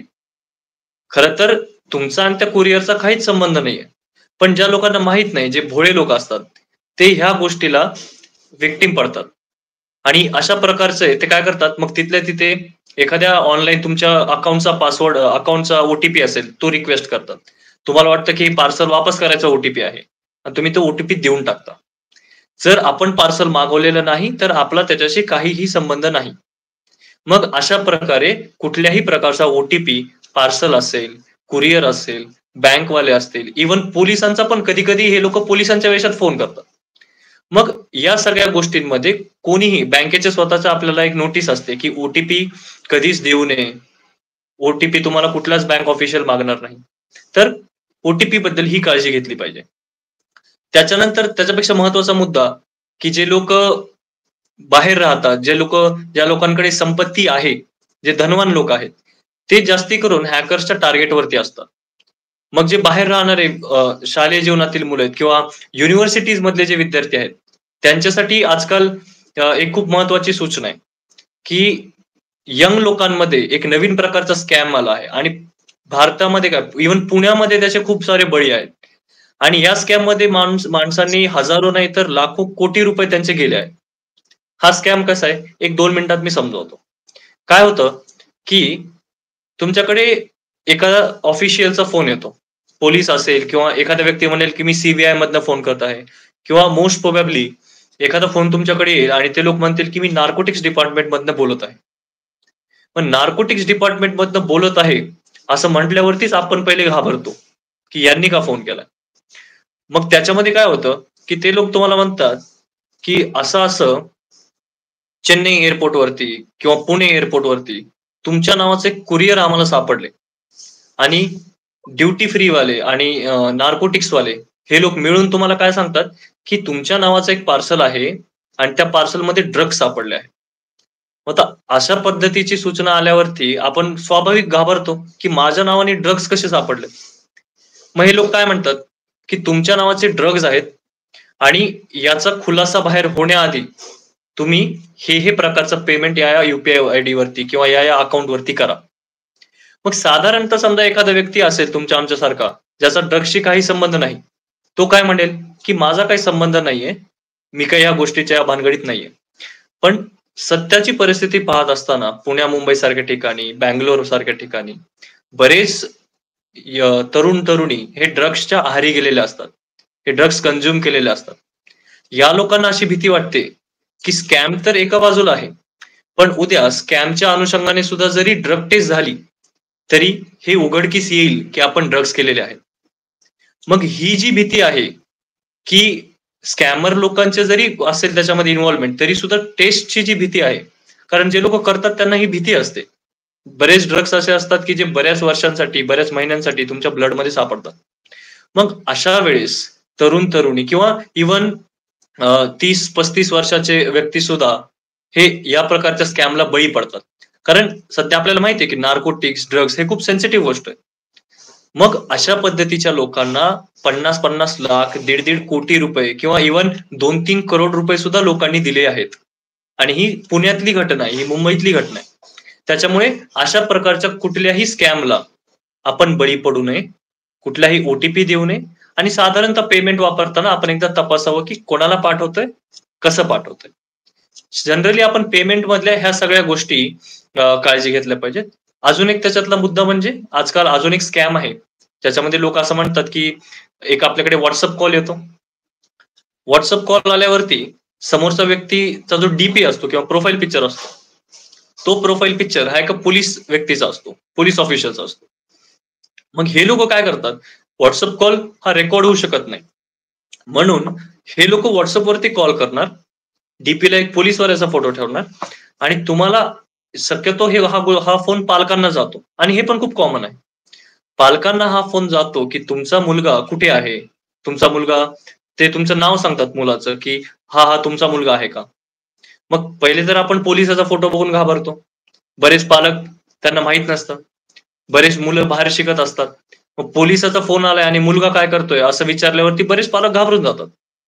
मग ते लोकं म्हणतात की तुम्हाला माहीत आहे का तुमचा मुलगा कुठल्या गोष्टीमध्ये इन्व्हॉल्व्ड आहे? मग ते लोकं त्याच्यामध्ये तुम्हाला घाबरण्यासाठी सांगतात की असा-असा ॲक्सिडेंट आहे, असा-असा मर्डर केस आहे, रेप केस आहे, त्याच्यामध्ये तुमचा मुलगा इन्व्हॉल्व्ड आहे. मग अशी बातमी ऐकल्यावरती कोणी पण व्यक्ती हा घाबरून जाईल स्वाभाविक. आणि अशी बातमी सांगितल्यावर ते लोकं सांगतात, की एफ-आय-आर टाकायच्या आधी किंवा पुढची प्रोसिडिंग व्हायच्या आधी तुम्हाला जर सुटका पाहिजे असेल, तुम्हाला जर याच्यातून निसटायचं असेल, कॉन्स्टेबलचा नंबर देतो चहा पाण्यासाठी 50,000 ₹1,00,000 अशी अमाउंट सांगून ते त्याच्यावरती टाका म्हणतो. मग जर एखादा व्यक्ती त्याला माहीत असेल, की ह्या प्रकारचा स्कॅम सुरू आहे, तर ऑफकोर्स तुम्ही त्याला बळी पडणार नाहीत. पण बरेच साधेभोळे पालक असे असतात, की ते भीतीपोटी अशा लोकांना पैसे देतात. सहज आपण एकदा कन्फर्म केलं पाहिजे. हे लोकं एका रडणाऱ्या मुलाचा आवाज दाखवून तुम्हाला म्हणतात, की बघा तुमचा मुलगा आम्ही पकडलाय, तो कसा रडतोय. मग आपण सहज एकदा क्रॉस चेक केलं पाहिजे, की खरंच आपला मुलगा कुठे आहे? बाहेर शिकत असेल तर त्याला फोन करा, की "कुठे आहेस तू? असा प्रकार काही घडलाय का? मला असा-असा प्रकारचा फोन आलाय." किंवा तुमच्या मुलाने तुम्हाला पैसे मागितले असतील, तर तुम्ही एकदा कन्फर्म करा, की हा तुमचाच मुलगा आहे का? हा मेसेज कोणाचा आहे? बरेचदा असं होतं, की तुम्हाला एक मेसेज येतो, की "बाबा मला इतके-इतके पैसे पाहिजेत आणि हा माझ्या मित्राचा नंबर आहे आणि मला अर्जंट रिक्वायरमेंट आहे." शक्यतो अशा पद्धतीला पैसे पाठवणं टाळलं पाहिजे. तर जनरली आपण पेमेंटमध्ये ह्या सगळ्या गोष्टींचा आजकाल काळजी घेतली पाहिजे. त्याच्यानंतर आपण मोबाईलकडे आणि बाकीच्या गोष्टींकडे येऊच. खूप महत्त्वाची माहिती सांगताय तुम्ही. मोबाईल वापरत असताना इतक्या असंख्य छोट्या-छोट्या पण अतिशय महत्त्वाच्या अशा गोष्टी तुम्ही सांगत आहात आणि ह्या सर्वांसाठी या खूप उपयोगाच्या आहेत. विशेषतः गृहिणी आणि वयस्कर लोक यांच्यासाठी ही माहिती खूप जास्त उपयुक्त आहे. कारण ते तंत्रज्ञानामध्ये फारसे कुशल नसतात आणि मग त्यामुळे ते अशा गोष्टींना बळी पडतात. आपण आणखीन एका गोष्टीबद्दल आपण बोलत होतो, की Facebook हॅक करायचे प्रकार खूप वाढलेले आहेत. आपण नेहमी बघतो, की बरेच जण लिहितात, की माझं Facebook अकाउंट हॅक झालेलं आहे. कुणीतरी माझ्या नावाने पैसे मागत आहे, तर कृपया कोणी पैसे देऊ नयेत. तर हा प्रकार आपल्या बाबतीत होऊ नये म्हणून आपण काय केलं पाहिजे? हां. तर अगदी बरोबर. अशा प्रकारचे Facebook कारण काय आहे, की जनरली आपण जर पाहिलं समाजात, तर हं. सध्या परिस्थिती अशी आहे, की जे तरुण-तरुणी आहेत, यांचा कल Instagramकडे जास्त आहे. हो. 30-35 किंवा जे नवीन पिढीतले लोक आहेत, त्यांचा Instagram वापरण्याकडे कल आहे. जे थोडे जुन्या पिढीतले लोक आहेत, वयस्कर लोक आहेत, त्यांचा कल Facebookकडे आहे. मग हॅकर्स लोकांना हे पक्कं माहिती आहे, की Facebookवरती वापरणारे हे युजर्स हे जास्ती करून त्याच्यामध्ये तंत्रज्ञानात कमी असणारे किंवा वयस्कर असणारे असे लोक आहेत. मग जेव्हा आपण Facebook वापरतो, सगळ्यात पहिले तर आपण बेसिक गोष्टीची काळजी घेतली पाहिजे. ती म्हणजे ज्याच्यावरती आपण बोललो, की Facebookचा पासवर्ड कोणाला कळता कामा नये, हा स्ट्राँग असावा आणि Facebookवरती टाकणारी माहिती ही लिमिटेड असावी किंवा ती जास्त पर्सनल नसावी. एखाद्या जनरल गोष्टीबद्दल तुम्ही बोलू शकता. ह्या 2 गोष्टींची काळजी घेतलीच पाहिजे. त्याच्यानंतर अकाउंट हॅक होऊ नये याच्यासाठी काय करावं? याच्यासाठी पहिली गोष्ट Facebookवरती तुम्ही जेव्हा लॉग इन करता, शक्यतो आपण काय करतो मोबाईलवरती Facebook वापरतो किंवा लॅपटॉपवरती वापरतो. एकदा तुम्ही मोबाईलमध्ये Facebook तुमचं लॉग इन केलेलं आहे, त्याच्यानंतर परत-परत जर तुम्हाला Facebook लॉग इन करण्याचा ऑप्शन येत असेल किंवा एखाद्या व्यक्तीने एखादी लिंक पाठवली आणि ती लिंक जर तुम्हाला परत लॉग इन करायची असेल, कसं असतं जर थोडंसं टेक्नॉलॉजिकली बोलायचं झालं, तर हे जे सगळे ॲप्लिकेशन असतात, ते या प्रकारे डिझाइन केले असतात, की तुम्हाला परत-परत लॉग इन करायची गरज पडू नये. एकदा आपण मोबाईलमध्ये लॉग इन करून ठेवलं, की ते शक्यतो आपण जोपर्यंत लॉग आउट करत नाही, साइन आउट करत नाही, तोपर्यंत ते साइन आउट होत नाही. मग बरेचसे गृहिणी असतील, बरेचसे वयस्कर लोक असतील, यांना या गोष्टीचा अंदाज नसतो. आपल्याला काय होतं, कुठे पण आपल्याला लॉग इन करा, युजर नेम टाका. म्हटलं की आपण लगेच युजर नेम टाकतो, पासवर्ड टाकतो. आपल्याला वाटतं की हे लॉग आउट झालाय. पण बरेचदा काय होतं फिशिंगच्या प्रकारामध्ये किंवा फेसबुक हॅकिंगमध्ये तुम्हाला एका फेक फेसबुक पेजचा एक लिंक पाठवली जाते. जर तुम्ही लिंक ओळखायला चुकलात, तर तुम्हाला एक फेसबुक सारखंच दिसणार. कोणीच ओळखू शकणार नाही इतकं हुबेहूब डुप्लिकेट फेसबुक पेज बनवता येतं. जे आपण लॉग इन करतो, जिकडे आपण युजर नेम टाकतो, पासवर्ड टाकतो, तुम्ही ओळखू शकणार नाहीत. फक्त ती गोष्ट ओळखायचा एकच वे आहे, की तुम्ही ती लिंक ओळखली पाहिजे. मग जर आपण परत परत लॉग इन करतोय, हे लॉग इन बरेचदा काय होतं, हे हॅकर्सच्या कंट्रोलमध्ये असतं. मग बरेच वेळ फेसबुक लॉग इन व्हायचं कारण हे असतं, की आपण कुठल्या तरी दुसऱ्याच लिंकवरती लॉग इन केलं आहे फेसबुक समजून, कारण तिकडे दिसणारी माहिती फेसबुकचीच असते सारखी. जे ॲप आहे त्याच्या व्यतिरिक्त टाळावं. दुसरी गोष्ट, जर तुम्हाला असं वाटत असेल, की तुमचं फेसबुक हॅक झालंय किंवा तुम्हाला असं काही सिम्प्टम दिसत असतील. बरेच वेळेस काय होतं, हे जेव्हा हॅक होतात किंवा मॉलवेअर्स येतात, यांचे सिम्प्टम असतात. आणि ही पण खूप महत्वाची आणि सगळ्यांसाठी इम्पोर्टंट बाब आहे, की तुमचा मोबाईल हे तुम्हाला काही जशी आपली बॉडी सिम्प्टम देते, तसा मोबाईल पण सिम्प्टम देतो. बरेच वेळेस आपण असा अनुभव घेतो, की काही दिवसांपासून बरेच लोक म्हणतात, काही दिवसांपासून माझी मोबाईलची बॅटरी अचानक त्याची लाईफ कमी झाली आहे. लवकर बॅटरी ड्रेन होते. किंवा बरेच असे लोक म्हणतात, की "अरे मोबाईल स्लो चालतोय माझा, काय गडबड आहे?" बरेच लोक असं म्हणतात, की मध्येच मोबाईलची स्क्रीन ब्लॅक होते, मध्येच काहीतरी चित्र येतं. किंवा बरेच लोक असं म्हणतात, की मोबाईल हँग होतो, सारखा-सारखा हँग होतो, बंद पडतो.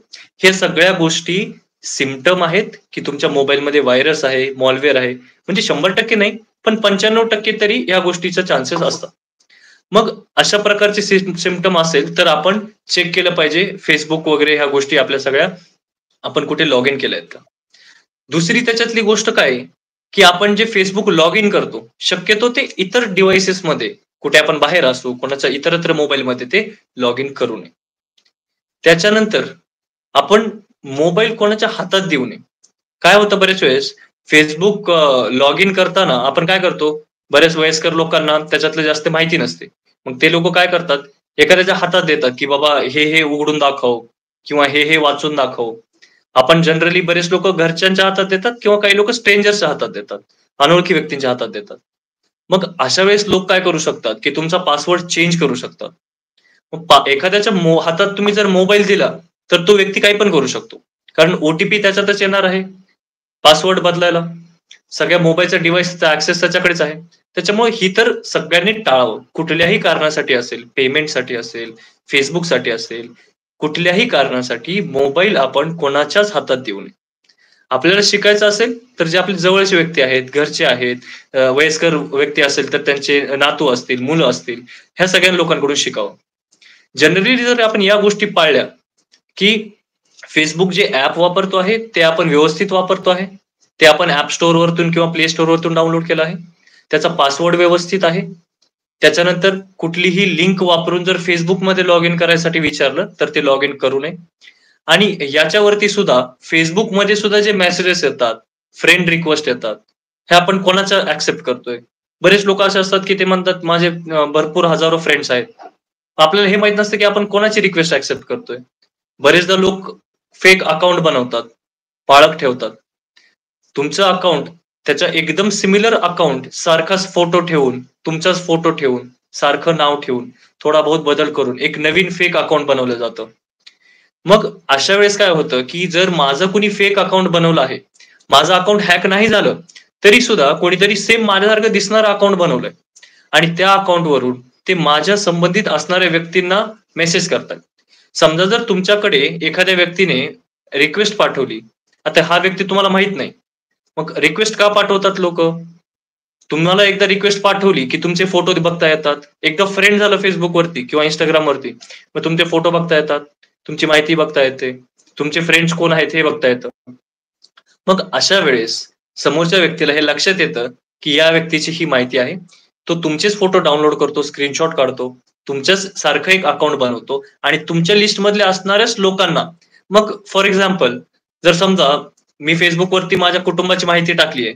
त्याच्यामध्ये जर लोकांना कळलं, की हे माझे वडील आहेत, हे माझे काका आहेत, ही माझी मावशी आहे.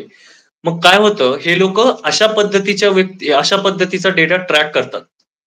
की या व्यक्तीच्या संदर्भित किंवा फॉर एक्झाम्पल मी एखादा माझा मित्र असेल, त्याच्यासोबतचे बरेच फोटो आहेत. तो माझा जवळचा मित्र आहे. मग ते काय करतात, तुमच्यासारखंच अकाउंट बनवून ह्या तुमच्या जवळच्या लोकांना मेसेज करतात. मग हा मेसेज काय असू शकतो, मला अर्जंट पैशांची गरज आहे किंवा मला ही गरज आहे किंवा बरेच वेळेस काही लोक कॅरेक्टर डिफेमेशन करतात. महिलेचं अकाउंट असेल तर त्याचं कॅरेक्टर डिफेमेशन, इनअप्रोप्रिएट पद्धतीचे फोटोज, व्हिडिओज त्याच्यातून अपलोड करतात. दिसणारी सिमिलर अकाउंट असते, पण बरेच लोकांना लक्षात येत नाही की हे हे तुमचं अकाउंट नाही, हे तुमच्यासारखं दिसणारं अकाउंट आहे. शक्यतो जर असे अकाउंट तुम्हाला दिसले, स्वतःचं असेल, दुसऱ्याचं असेल, एक जनरल आपण सोशल रिस्पॉन्सिबिलिटी मधून काय पाळलं पाहिजे, की जर तुम्हाला असं फेक अकाउंट नजरेस आलं, त्याला टेक्निकलमध्ये इम्पर्सनेशन म्हणतात. हे फेक अकाउंट रिपोर्ट करायचा ऑप्शन असतो. तिकडे आपण ज्याला 3 डॉट्स म्हणतो, तिकडे जाऊन त्याला रिपोर्ट दिस अकाउंट असा ऑप्शन असतो. हे आपण रिपोर्ट केलं पाहिजे. मग ते जवळच्या व्यक्ती जेव्हा कोणी तुमच्या नजरेत येईल तेव्हा. जर तुमच्यासोबत अशी घटना घडली, जर तुम्हाला लोक म्हणत असतील, की "अरे, तू मला असा मेसेज पाठवलास" आणि जर तुम्हाला माहीत असेल, की तुम्ही असा हा मेसेज नाही पाठवला, तर लक्षात घ्या पटकन तुम्ही त्याचा पासवर्ड चेंज केला पाहिजे. जर तुम्हाला अचानक अशा काही गोष्टी दिसल्या, की तुमचा प्रोफाईल पिक्चर Facebookचा किंवा Instagramचा अचानक बदललाय किंवा त्याच्यातला जो डेटा आहे तो अचानक बदललाय. अशा अचानक बदलांची तुम्ही नोटीस घेतली पाहिजे आणि पटकन तुमचा जेव्हा पण तुम्हाला डाऊट असेल, पहिली गोष्ट पासवर्ड बदला. बऱ्याच या सगळ्या ॲप्लिकेशनमध्ये मल्टी फॅक्टर ऑथेंटिकेशन किंवा टू फॅक्टर ऑथेंटिकेशन नावाची एक गोष्ट असते. थोडक्यात सांगायचं तर टू फॅक्टर ऑथेंटिकेशन काय असतं, की एखादं अकाउंट लॉग इन करण्यासाठी तुमचा मोबाईल नंबर किंवा तुमचा युजर नेम पासवर्ड तर लागतोच. त्याच्यावरती एक अजून लेयर किंवा अजून एक ॲडेड सिक्युरिटी म्हणून एक पासवर्ड असेल, एक ओ-टी-पी असेल किंवा तुमच्या मोबाईलमधून एक अप्रूव्हल असेल. अशा गोष्टी ह्या एक्स्ट्रा सिक्युरिटी म्हणून लावल्या जातात. जेणेकरून जरी तुमचा पासवर्ड कोणाकडे गेला, तरी सुद्धा हा ओ-टी-पी जाऊ नये किंवा काहीतरी बॅकअप प्लॅन असावा. मग हे टू फॅक्टर ऑथेंटिकेशन Facebookच्या सेटिंगमध्ये असतं. ते आपण ऑन केलं पाहिजे. आणि जर आपण असे काही बदल नोटीस केले, तर आपला पासवर्ड आपण बदलला पाहिजे. बघितलं पाहिजे की तुमच्या अकाउंटवरून कोणाला मेसेज गेले आहेत का? किंवा सेटिंगमध्ये Facebookच्या सेटिंगमध्ये हे अकाउंट कोणत्या-कोणत्या डिव्हाइसेसवरती चालू आहे, असा एक ऑप्शन असतो. ते आपण बघितलं पाहिजे आणि जर एखादा संशयित डिव्हाइस असेल, तुमचा मोबाईल नसेल, तर तिथून ते रिमूव्ह केलं पाहिजे. Facebook संदर्भात किंवा सोशल मीडिया संदर्भात ह्या सगळ्या गोष्टी आपण लक्षात घेतल्या पाहिजेत. याच्यावरतीही जर तुम्हाला अशा प्रकारचा काही धोका झाला, अशा प्रकारचा काही स्कॅम, भले मग तो पेमेंटमध्ये असेल, सोशल मीडियात असेल किंवा अजून कुठल्या गोष्टीत असेल, तर सगळ्यात पहिली स्टेप काय केली? बरेच लोक म्हणतात, की आम्ही काळजी घेतो, पण चूक झाली आणि अशा पद्धतीचं हॅक झालं किंवा स्कॅम झालं. मग आता काय करायचं? सगळ्यात महत्त्वाचं जर तुमचं Facebook किंवा पेमेंट कुठेही तुम्हाला सायबर फ्रॉड झाला आहे, तर सगळ्यात पहिली गोष्ट करणे, हे तुमचे पासवर्ड बदला. सगळे पासवर्ड बदला. एक पासवर्ड आपण बऱ्याच ठिकाणी वापरतो, तीही हॅबिट चांगली नाही. वेगवेगळ्या ठिकाणी वेगवेगळ्या गोष्टींचा पासवर्ड वेगवेगळा असला पाहिजे. मोबाईलचा पासवर्ड वेगळा असला पाहिजे, Googleचा वेगळा, पेमेंटचा वेगळा. आणि जर यावरूनही काही झालं, तर सगळ्यात पहिली गोष्ट गव्हर्नमेंटची cybercrime.gov.in अशी वेबसाईट आहे. तिथे जाऊन तुम्ही ऑनलाईन एफ-आय-आर रजिस्टर करू शकता. ऑनलाईन सायबर कंप्लेंट रजिस्टर करू शकता. ती कंप्लेंट तुम्ही रजिस्टर करा किंवा 1930 त्याचा टेलीलाईन आहे. तिथे तुम्ही रजिस्टर करा. ही कंप्लेंट रजिस्टर करून तुम्ही पोलिसांना खूप मोठी मदत करता हे पकडण्यासाठी आणि पोलिसांकडे त्या प्रकारची टेक्नॉलॉजी असते, की तुमचे पैसे वापस येतील किंवा तुमचा मोबाईल चोरीला गेलेला किंवा तुमचं अकाउंट हॅक झालेलं हे ट्रॅक होऊ शकेल. तर ही गोष्ट तुम्ही लक्षात घेतली पाहिजे. हे त्यातली त्यात सर्वात महत्त्वाचे मुद्दे. तुम्ही खूपच उपयुक्त माहिती सांगताय. मोबाईलच्या संदर्भामध्ये अशा अनेक गोष्टी आहेत. अगदी साधी सोपी गोष्ट तुम्ही आत्ताच सांगितली, की आपला मोबाईल सहजपणे कुणाच्याही हातामध्ये देऊ नका. आणि पासवर्डच्या संदर्भात पण तुम्ही खूप महत्त्वाची माहिती सांगितली. मी आणखी याच्याच खोलामध्ये अजून एका मुद्द्याकडे येते, की अनेक वेळा असं होतं, की आपल्याला मोबाईल दुरुस्तीला द्यावा लागतो आणि त्या मोबाईलमध्ये आपली खूप सारी इन्फॉर्मेशन असते. मग अशा वेळेला तुम्ही काय काळजी घेतली पाहिजे? कारण हां, आपण मोबाईल दुरुस्तीला दिला, की आपण त्यांना पासवर्ड पण सांगून टाकतो, की हे बरोबर. ओपन करा आणि हे दुरुस्त करा. बघा हा प्रॉब्लेम झालेला आहे. अगदी, अगदी बरोबर. अतिशय बरोबर प्रश्न आहे आणि रिलेव्हंट प्रश्न आहे. बरेच वेळेस काय होतं, आपण हे जे मोबाईल रिपेअरिंगला देतो, अशा बऱ्याच लोकांच्या केसेस आहेत, की हे जे रिपेअरिंगवाले लोक असतील, सगळेच जण चांगले असतील, सगळेजण बरोबर रिपेअर करतील असातला भाग नाही. यात सुद्धा रिपेअर करणारेमध्ये सुद्धा बरेच मनस्थितीतले लोक असतात. बरेचदा असं होतं, की तुम्ही मोबाईल रिपेअरिंगला देता, त्याच्यामध्ये जसा आहे तसाच देऊन टाकता आणि मग समोरचा व्यक्ती त्या मोबाईलमधला डेटा काढून घेतो. तुमचे फोटोज असतील, पर्सनल फोटोज आहेत, फॅमिली फोटोज आहेत, ही सगळी माहिती काढून बरं, हा त्यातली त्यात छोटा प्रकार नाहीये. हे जे छोटे-छोटे केसेस असतात, हे जे छोटे-छोटे प्रकार असतात, हे खूप मोठ्या गुन्ह्याचे किंवा एक मोठ्या संकटाची सुद्धा सुरुवात होऊ शकते. बरेच केसेस मी स्वतः असे बघितले आहेत, की मोबाईल रिपेअरिंगला लोकं देतात. मग हे मोबाईलवाले जर समजा आपल्याला एखादा अनोळखी असेल, छोटंसं दुकान असेल, आपण पटकन देतो. तो माणूस म्हणतो, की आपण स्वस्तात करून देतो. कंपनीच्या केअर सेंटरपेक्षा मी स्वस्तात करून देतो. मग अशा वेळेस हे लोकं डेटा घेतात. खास करून वैयक्तिक लोकांना ते लोकं पैशांच्या बाबतीत लुबाडतात. मग त्यांच्यामध्ये एक्स्ट्रा पैसे चार्ज करणं हा तर सोपा प्रकार झाला. पण जे तरुण विद्यार्थी आहेत, जे तरुण लोक आहेत, त्यांचे पर्सनल प्रायव्हेट फोटोज, व्हिडिओज घेऊन नंतर त्यांना ब्लॅकमेल करणे, हा सुद्धा त्यातला एक पार्ट आहे. तर जेव्हा पण आपण मोबाईल रिपेअरिंगला देतो, सगळ्यात महत्त्वाची गोष्ट त्याच्यामध्ये जर मेमरी कार्ड असेल, मेमरी कार्ड काढून घेणे, सिम कार्ड काढून घेणे. मोस्ट ऑफ द रिपेअरिंगला तुमचं सिम कार्ड आणि मेमरी कार्डची गरज नसते. डिस्प्ले रिपेअर करायचा असेल, सिम कार्ड, मेमरी कार्डची गरज नाही. त्यातली त्यात सगळ्यात महत्त्वाचा मुद्दा, की मोबाईल रिपेअर करण्यासाठी देतो कोणाकडे? Samsungचा मोबाईल असेल, जागोजागी छोट्या-छोट्या शहरात सुद्धा Samsungचे केअर सेंटर आहेत. Oppo, Vivo असेल, Apple असेल, प्रत्येक कंपनीचे केअर सेंटर असतात.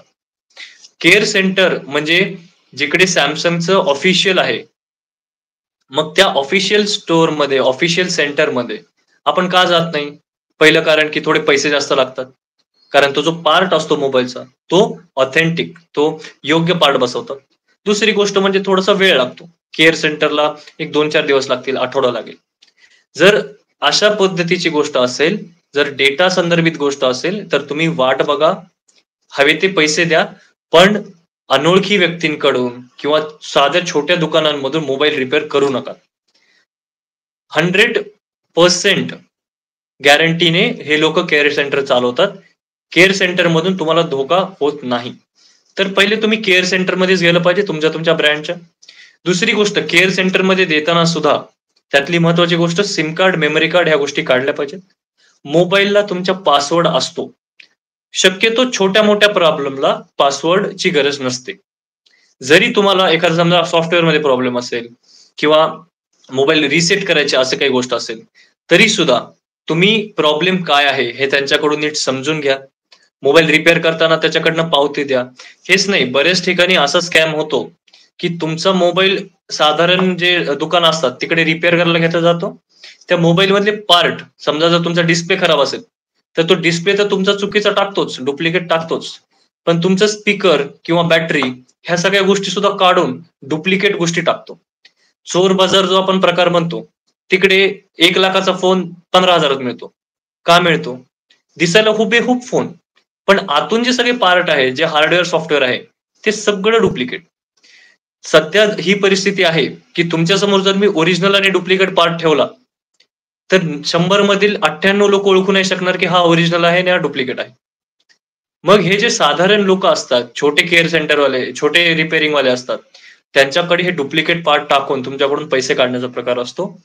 बरेचदा हे लोकं कारण मोबाईलच दिला कोणाच्या हातात, तर त्याच्यानंतर त्याच्यातनं डेटा काढायच्या बऱ्याच गोष्टी त्यांना माहिती असतात. मग हा डेटा काढून तुम्हाला ब्लॅकमेल करायचा प्रकार होतो. त्याच्यामुळे हे ब्लॅकमेलिंग टाळण्यासाठी अशा पद्धतीची अ, छोटी दुकानं किंवा अनोळखी केअर सेंटर किंवा अनोळखी रिपेअर सेंटर टाळावेत. त्यातून अजून एक महत्त्वाची गोष्ट, फक्त मोबाईलच नाही, आपण चार्जर कुठचा वापरतो, ही सुद्धा काळजी घ्यावी. अजून एक लेटेस्ट सध्या स्कॅम, जो की शक्यतो कोणालाच माहीत नाही. तो असा आहे आणि ज्याची शक्यता पुढे जाऊन जास्त होणार आहे.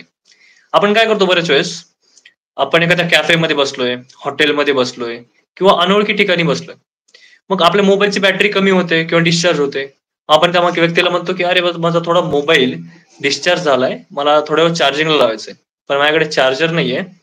तुमच्याकडे सी टाईप आहे का किंवा ऍपलचं चार्जर आहे का? सध्या बरेच कॅफेजमध्ये एक गोष्ट येते ओमेगा केबल नावाची. ही खूप लेटेस्ट गोष्ट आहे.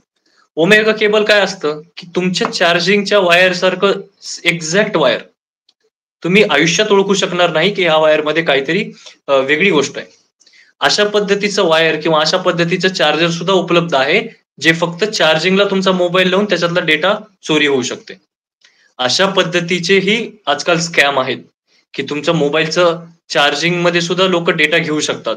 अनोळखी ठिकाणी मोबाईल चार्जिंगला लावताना, आपण कॅफेला वायफाय कनेक्ट करताना या गोष्टींची काळजी घेतली पाहिजे आणि रिपेअरिंगमध्ये रिपेअर सेंटरकडेच दिलं पाहिजे. ही एक काळजी घेतली पाहिजे. खूपच छान. तुम्ही इतक्या कमी वयामध्ये एवढं नॉलेज आहे तुम्हाला.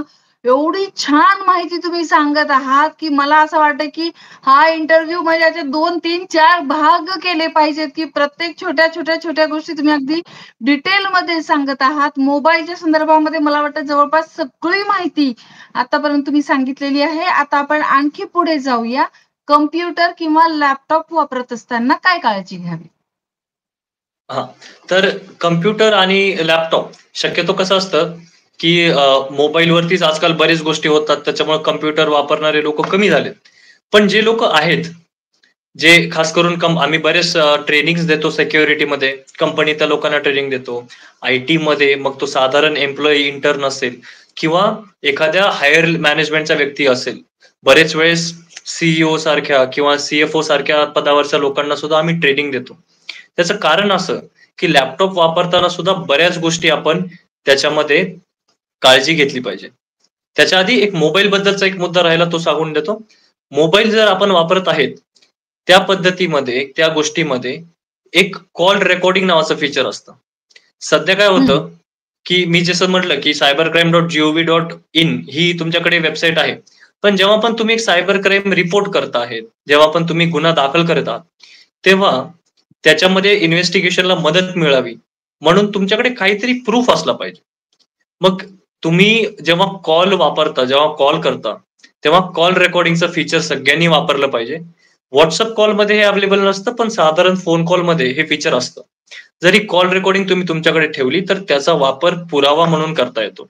जर तुम्हाला कोणी मेसेज पाठवला WhatsAppवरती, Facebookवरती, तर त्याचं स्क्रीनशॉट जर संशयित मेसेज असेल, तर लगेच स्क्रीनशॉट काढून घेणं. बऱ्याच लोकांना स्क्रीनशॉट काढता येत नाही. तर हे आधी शिकलं पाहिजे, की स्क्रीनशॉट कसा काढावा.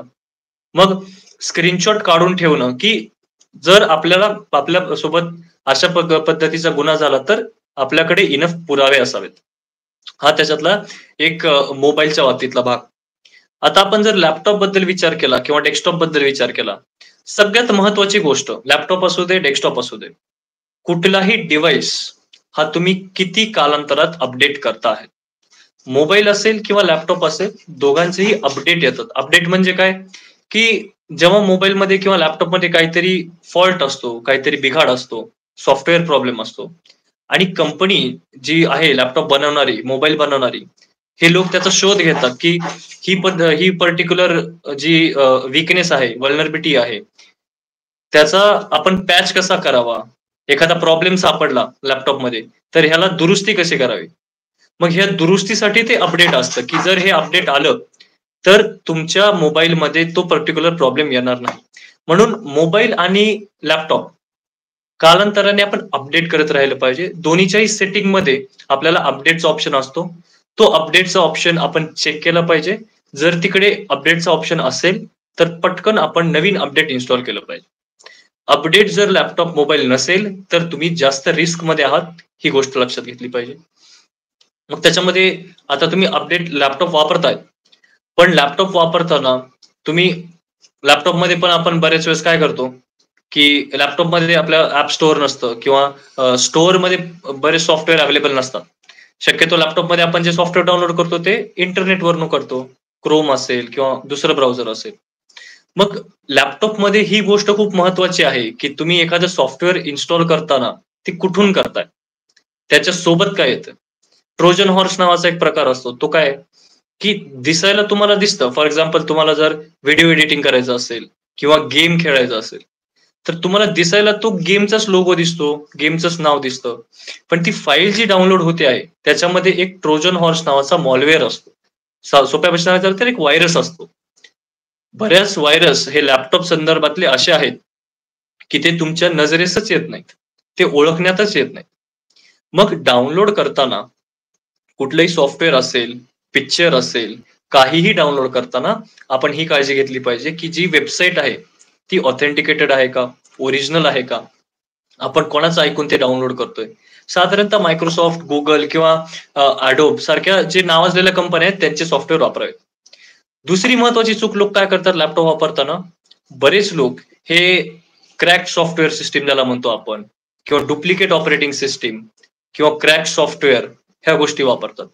अतिशय चूक गोष्ट आहे ही वापरणं, कारण क्रॅक सॉफ्टवेअर जर एखाद्या सॉफ्टवेअरची किंमत ₹1000 असेल आणि तुम्हाला जर ते सॉफ्टवेअर कोणी फ्री देत असेल, आपण एक सेकंद विचार केला पाहिजे, की हे मला फ्री का मिळत आहे? जेव्हा पण एखादी गोष्ट तुम्हाला फ्रीमध्ये मिळते, ज्याची की काही किंमत आहे, त्यामागे त्या व्यक्तीचा काहीतरी हेतू असतो. जर तुम्हाला एखादं सॉफ्टवेअर एखाद्या वेबसाईटवरून फ्री मिळत आहे, त्याच्यामध्ये जर तुम्हाला पैसे द्यावे लागत नाहीयेत, तर नक्कीच त्याच्यामध्ये एखादा व्हायरस किंवा ट्रॅकर असतील. मग ह्या सगळ्या गोष्टींपासून वाचायचं असेल, सगळ्यात महत्वाची गोष्ट की तुमच्या लॅपटॉपमध्ये आणि मोबाईलमध्ये सुद्धा तुम्हाला अँटीव्हायरस असणं गरजेचं आहे. अँटीव्हायरस म्हणजे साध्या भाषेत असं एक सॉफ्टवेअर असतं, जे या पद्धतीचे व्हायरस किंवा मॉलवेअर्स थांबवण्याचं, ओळखण्याचं काम करतं. दुसरी महत्वाची गोष्ट, अँटीव्हायरस जर तुमचं फॉर एक्झाम्पल साध्या भाषेत सांगायचं झालं तर अँटीव्हायरस हा तुमचा त्याच्यातला सुरक्षा कवच. मग आपण जे पण काही पैशांची इन्व्हेस्टमेंट आहे किंवा ज्याची आपण सॉफ्टवेअर क्वालिटी म्हणतो, जेव्हा आपण अँटीव्हायरस घेतो, लक्षात घेतलं पाहिजे की जरी तो महाग असेल, जरी ते सॉफ्टवेअर प्रॉडक्ट महाग असेल, तरी सुद्धा आपण त्याच्यात पैसे टाकले पाहिजेत. कारण एका सॉफ्टवेअरमुळे, एका अँटीव्हायरसमुळे पुढून येणारे बरेच गोष्टी, बऱ्याच व्हायरस तुमचे टाळले जातात. ते आयडेंटिफाय केले जातात किंवा ब्लॉक केले जातात. बरेच वेबसाईट अशा असतात की त्याच्यामध्ये ट्रॅकर लावलेला असतात. तुमचा पर्सनल डेटा, पासवर्ड त्याच्यामध्ये ट्रॅक होतात.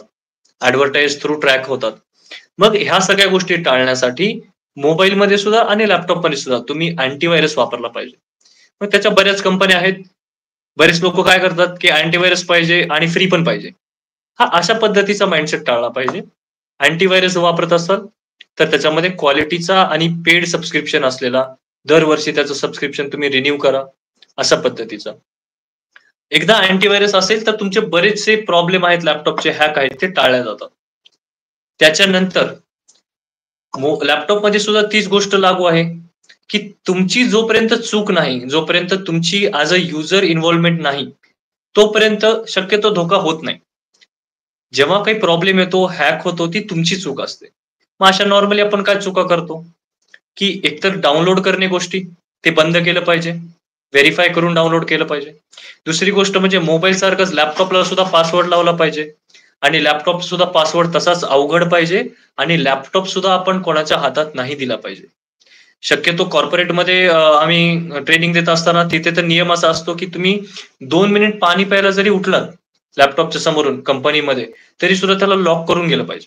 त्या 2 मिनिटांमध्ये सुद्धा तुमच्या लॅपटॉपमध्ये गोष्टी इन्स्टॉल होऊ शकतात. साधारणतः घरी वापरत असताना आपण ही काळजी घेतली पाहिजे, की अनोळखी व्यक्तींना लॅपटॉप देणे बंद केलं पाहिजे किंवा फार जुना 8-10 वर्षाखालचा लॅपटॉप वापरणं बंद केलं पाहिजे. नवीन लॅपटॉप ज्याच्यामध्ये अपडेट आहेत, जो सिक्युअर आहे, ज्याच्यामध्ये अँटीव्हायरस आहे, असं वापरा. त्याच्यानंतर एक प्रकार असतो, बरेच लोक USB पेन ड्राईव्ह वापरतात. पेन ड्राईव्ह ही गोष्ट अशी आहे ज्याच्यामधून तुम्ही फाईल्स घेता, पिक्चर घेता. लहान मुलांमध्ये हा प्रकार जास्त असतो किंवा वयस्कर लोकांमध्ये पण असतं. बरेच काय होतं, की आपण लग्नाचे व्हिडिओ असतात किंवा लहान मुलं गेम घेतात मित्राकडून. हा जो पेन ड्राईव्ह आहे त्याच्यासोबत आपण थोडंसं केअरफुल राहिलं पाहिजे. कारण हा जो पेन ड्राईव्ह आपण वापरतोय, त्याच्यामध्ये समोरच्या व्यक्तीच्या लॅपटॉपमध्ये असणारा व्हायरस हा ह्या पेन ड्राईव्ह मध्ये पण येऊ शकतो. जर एखादा गेम फाईल आपण घेत आहोत, त्याच्यासोबत समोरच्याचा व्हायरस सुद्धा आपल्या पेन ड्राईव्ह मध्ये आणि लॅपटॉपमध्ये येऊ शकतो. त्याच्यामुळे कुठलाही पेन ड्राईव्ह किंवा एक्सटर्नल डिव्हाइस, सीडी असेल, मेमरी कार्ड असेल, हे वापरताना त्याला स्कॅन केलं पाहिजे आणि शक्यतो अनोळखी व्यक्तीकडून आलेला पेन ड्राईव्ह टाळला पाहिजे. दुसरी गोष्ट म्हणजे बरेच डिव्हाइस असे असतात जे दिसायला पेनड्राईव्ह सारखे असतात, पण त्याच्यातून आतून मेकॅनिझम वेगळं असतं आणि ते डिव्हाइस तुमचा जर कनेक्ट केलं तर रिमोटली कंट्रोल करू शकतात तुमच्या लॅपटॉपला. त्याच्यामुळे कुठलाही पेन ड्राईव्ह असेल तर त्याच्यासोबत थोडंसं केअरफुल राहिलं पाहिजे. आणि लॅपटॉप संदर्भातली अजून एक गोष्ट म्हणजे जे मोबाईलला लागू होतं, ओपन वायफाय ते लॅपटॉपलाही लागू होतं, की ओपन वायफाय जे असेल, आपण लॅपटॉपमध्ये टाळलं पाहिजे वापर करणं. जे काही सॉफ्टवेअर वापरत असो, त्याचे जे अपडेट असेल, ते अपडेट आपण डाउनलोड केले पाहिजेत वेळेच्या वेळी. आणि लॅपटॉपमध्ये आपण बऱ्याच गोष्टी साधारणतः लॅपटॉपमध्ये काय करतो, Google अकाउंट आहे, Gmail अकाउंट आहे. प्रत्येक ठिकाणचे वेगवेगळे अकाउंट आहेत. आपण जे लोक जास्त इंटरनेटचा वापर करतात, साधारणतः त्यांचे 50-60 वेबसाईट्सवरती अकाउंट असतात. लॅपटॉप वापरताना आपण एक गोष्ट लक्षात घेतली पाहिजे, की लॅपटॉपमध्ये जो माझा Google अकाउंट आहे, Microsoft अकाउंट आहे, यांचे पासवर्ड स्ट्रॉंग असले पाहिजेत. हे पासवर्ड बाकी पासवर्ड्सपेक्षा वेगळे असले पाहिजे. आणि इतर जे वेबसाईट आहेत त्यांचे पासवर्ड वेगळे ठेवा. मोबाईल किंवा लॅपटॉपचा पासवर्ड दर 90 दिवसाला, दर 3 महिन्याला, 2 महिन्याला बदलला पाहिजे. पॉलिसी ज्या असतात कॉर्पोरेटमध्ये अशा पॉलिसी असतात, की दर 60 दिवसाला, 2 महिन्याला तुमचा पासवर्ड हा फोर्सफुली बदल करून घेतात. मग हा पासवर्ड तुम्ही बदलत राहिला पाहिजे आणि ऑफकोर्स कोणाला सांगितला नाही पाहिजे. ह्या जनरल गोष्टी जर तुम्ही लॅपटॉप आणि मोबाईलच्या संदर्भात लक्षात ठेवल्या, की तुमचा लॅपटॉप कोणाकडे जाता कामा नये, अनोळखी व्यक्तीकडे जाता कामा नये. मग जे आपल्याला प्रॉब्लेम येतात लॅपटॉपमध्ये, फोनमध्ये, त्याच्या संदर्भात काय करायचं? तर शक्यतो तुम्ही थोडं जर ऑब्झर्वेशन ठेवलं, तर तुम्हाला एक गोष्ट लक्षात येते, की सर्व काही गोष्टी लॅपटॉपमध्ये आणि मोबाईलमध्ये स्पष्ट इंग्रजीमध्ये लिहिलेल्या असतात. साध्या सोप्या इंग्रजीमध्ये लिहिलेल्या असतात. थोडा जर तुम्ही समजायचा प्रयत्न केला, त्या इंग्रजीमध्ये काय लिहिलं आहे, काय एरर आहे. आपण काय होतं, साधारणतः वयस्कर लोक किंवा गृहिणी किंवा ज्यांना जास्त नॉलेज नाहीये, त्या लोकांना वाटतं की अरे काहीतरी बिघाड झालाय, मग देतात कोणाकडे तरी लगेच. हा बिघाड काय आहे, हा एरर काय आहे, हे आपण जर थोडं समजून घ्यायचा प्रयत्न केला, तर आपल्यालाच त्याच्यामध्ये सोल्युशन भेटतं. आपण बऱ्याच गोष्टी गुगलवर सर्च करतो, औषध गोळ्या सर्च करतो, कपडे सर्च करतो. ह्या एरर जरी आपण सर्च केल्या गुगलवरती, 2 मिनिटात आपल्याला सोल्युशन मिळतं, की ही गोष्ट तुम्ही बदला, ही सेटिंग आपण चेंज करा. तर ह्या सगळ्या गोष्टींची काळजी घेतली पाहिजे. लॅपटॉपमध्ये शेवटचा मुद्दा असा, की आपला लॅपटॉपमध्ये एक वेबकॅम असतो, जिथून आपण मीटिंग अटेंड करतो. कॅमेरा ज्याला आपण म्हणतो. हा कॅमेरा शक्यतो आपण टेप लावून किंवा त्याचा जर स्लाइडर असेल, त्याने झाकून ठेवला पाहिजे. बरेच वेळेस असं होतं, की लॅपटॉपमध्ये अशा पद्धतीचे व्हायरस असतात, की ते आपला लॅपटॉपचा कॅमेरा, आपला माईक हे रिमोटली ऍक्सेस करू शकतात. जर आपण सिक्युअर नसो, अँटीव्हायरस नसेल, तर हा कॅमेरा 24 तास ते लोक वापरू शकतात. 24 तास तुमचं लाईव्ह फुटेज बघितलं जातं. आणि तुमचा लॅपटॉप, तुमचं पर्सनल फुटेज हे परत ब्लॅकमेलिंगसाठी वापरलं जातं. मग हा वेबकॅमच्या शेजारी एक छोटासा एलईडी असतो, त्याच्याकडे लक्ष ठेवलं पाहिजे, की तो एलईडी कधी लागतोय का? तुम्ही वेबकॅम ओपन करून बघा, तो एलईडी चालू होईल. वेबकॅम बंद असेल तर एलईडी बंद असेल. मग तरी सुद्धा एक्सटर्नल अजून केअर म्हणून तो वेबकॅम आपण त्याच्यामध्ये टेप लावून किंवा एक त्याला कुठल्या तरी पद्धतीने आपण झाकून ठेवलं पाहिजे. जेव्हा यूज असेल तेव्हाच ओपन करा. आणि याच सगळ्या गोष्टींची निगडीत जी अजून एक इम्पॉर्टंट गोष्ट आहे, जेव्हा आपण आजकाल बरेच सायबर केसेस ह्या पण प्रकारचे आहेत, की लोक हॉटेलमध्ये जातात, लॉजमध्ये जातात. मग अशा हॉटेल रूम मध्ये जाताना हे जे वेबकॅम असतात, साधारणतः बऱ्याच लोकांना माहित नाही, पण वेबकॅमची साईज ही खूप छोटी असू शकते. पेनाचं टोपण असतं त्याच्यापेक्षा छोटा वेबकॅम येतो. मग अशा ठिकाणी जाताना, नवीन ठिकाणी जाताना एकदा आपण रूम चेक केली पाहिजे, की त्या रूम मध्ये असं काही डिव्हाइस तुम्हाला दिसतंय का? घड्याळामध्ये, रिमोटमध्ये, टीव्हीमध्ये. कारण हा खूप कॉमन प्रकारचा सायबर फ्रॉड आहे. स्वस्तात आपण बरेच लोक काय करतात, हॉटेल बुक करताना म्हणतात, की आपण स्वस्तातलं बघू.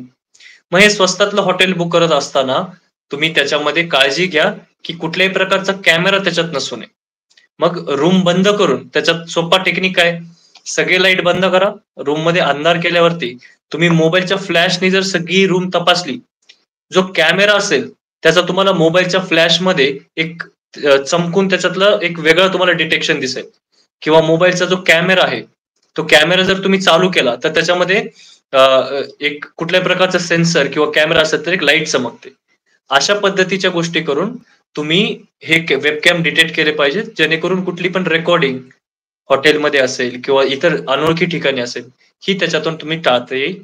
आणि सगळ्यात शेवटची गोष्ट म्हणजे लॅपटॉप अपडेट करून, सगळं करून सुद्धा एक गोष्ट लक्षात घेतली पाहिजे, की प्रत्येक क्लिक करत असताना, प्रत्येक गोष्ट वापरत असताना, मी काही चूक करतोय का? मी काय करतोय? हे लक्षात घेतलं पाहिजे. आपण जोपर्यंत काही चूक करत नाही, तोपर्यंत शक्यतो हॅकिंग होत नाही. खूपच महत्वाची, अतिशय उपयुक्त अशी माहिती तुम्ही आम्हाला सांगताय. आणि मला असं वाटतं, की मोबाईलबद्दल आणि कॉम्प्युटर, लॅपटॉपबद्दल पण तुम्ही खूप सगळी माहिती सांगितलेली आहे. मला असं वाटतं, की बेसिक एक गोष्ट आहे, जो सल्ला मी तुम्हालाच म्हणजे सांगायला सांगणार आहे. आणखी थोडासा डिटेलमध्ये, की मला असं वाटतं, की प्रत्येकाने थोडंसं मोबाईलला शिकलं पाहिजे. म्हणजे दुसऱ्याच्या हातात मोबाईल देऊन बघावं याला काय झालंय असं म्हणण्यापेक्षा, छोट्या-छोट्या ज्या गोष्टी आहेत, की पासवर्ड लावणे किंवा मग इतर ज्या गोष्टी आहेत, ज्या तुम्ही आता सांगितल्या, की ऑनलाईन पेमेंट करताना आपण काय-काय काळजी घेतली पाहिजे. तर दुसऱ्याला हे सांगण्यापेक्षा आपण स्वतः ते शिकलं पाहिजे असं मला वाटतं. तर याच्या संदर्भात तुम्ही आणखी काय सांगाल? अगदी, अगदी बरोबर आहे. प्रत्येक डिव्हाइस मोबाईल असेल, लॅपटॉप असेल, हा आपला डिव्हाइस असताना सगळ्यात महत्त्वाची जिम्मेदारी ही आपली आहे, की आपण जी गोष्ट वापरतोय त्याच्याबद्दल थोडी माहिती घेणे. वयस्कर लोकांना किंवा बऱ्याच लोकांना ज्यांचं शिक्षण कमी असतं, इंग्रजीचा प्रॉब्लेम असतो. अशा लोकांची एक कॉमन प्रॉब्लेम असा आहे, की त्यांना वाटतं, की काहीतरी बिघाड झालाय, काहीतरी बिघाड होईल. काही जरी समजा छोटी-मोठी जरी गोष्ट असेल, तरी त्यांना असं वाटतं, की एक बिघडलंय काहीतरी याच्यामध्ये. शक्यतो लोकांची ही मानसिकता नसते, की मी स्वतः बघावं, की ह्याच्यामध्ये काय बिघाड आहे? नक्की प्रॉब्लेम काय आहे? 99 वेळेस काय प्रॉब्लेम आहे किंवा काय अडचण आहे हे लिहिलेलं असतं. मग आपण जे मोबाईल वापरतो, आपल्याला WhatsApp कोणी शिकवत नाही, आपल्याला Facebook कोणी शिकवत नाही, तरी आपण वापरतो. हे कुठून आलं?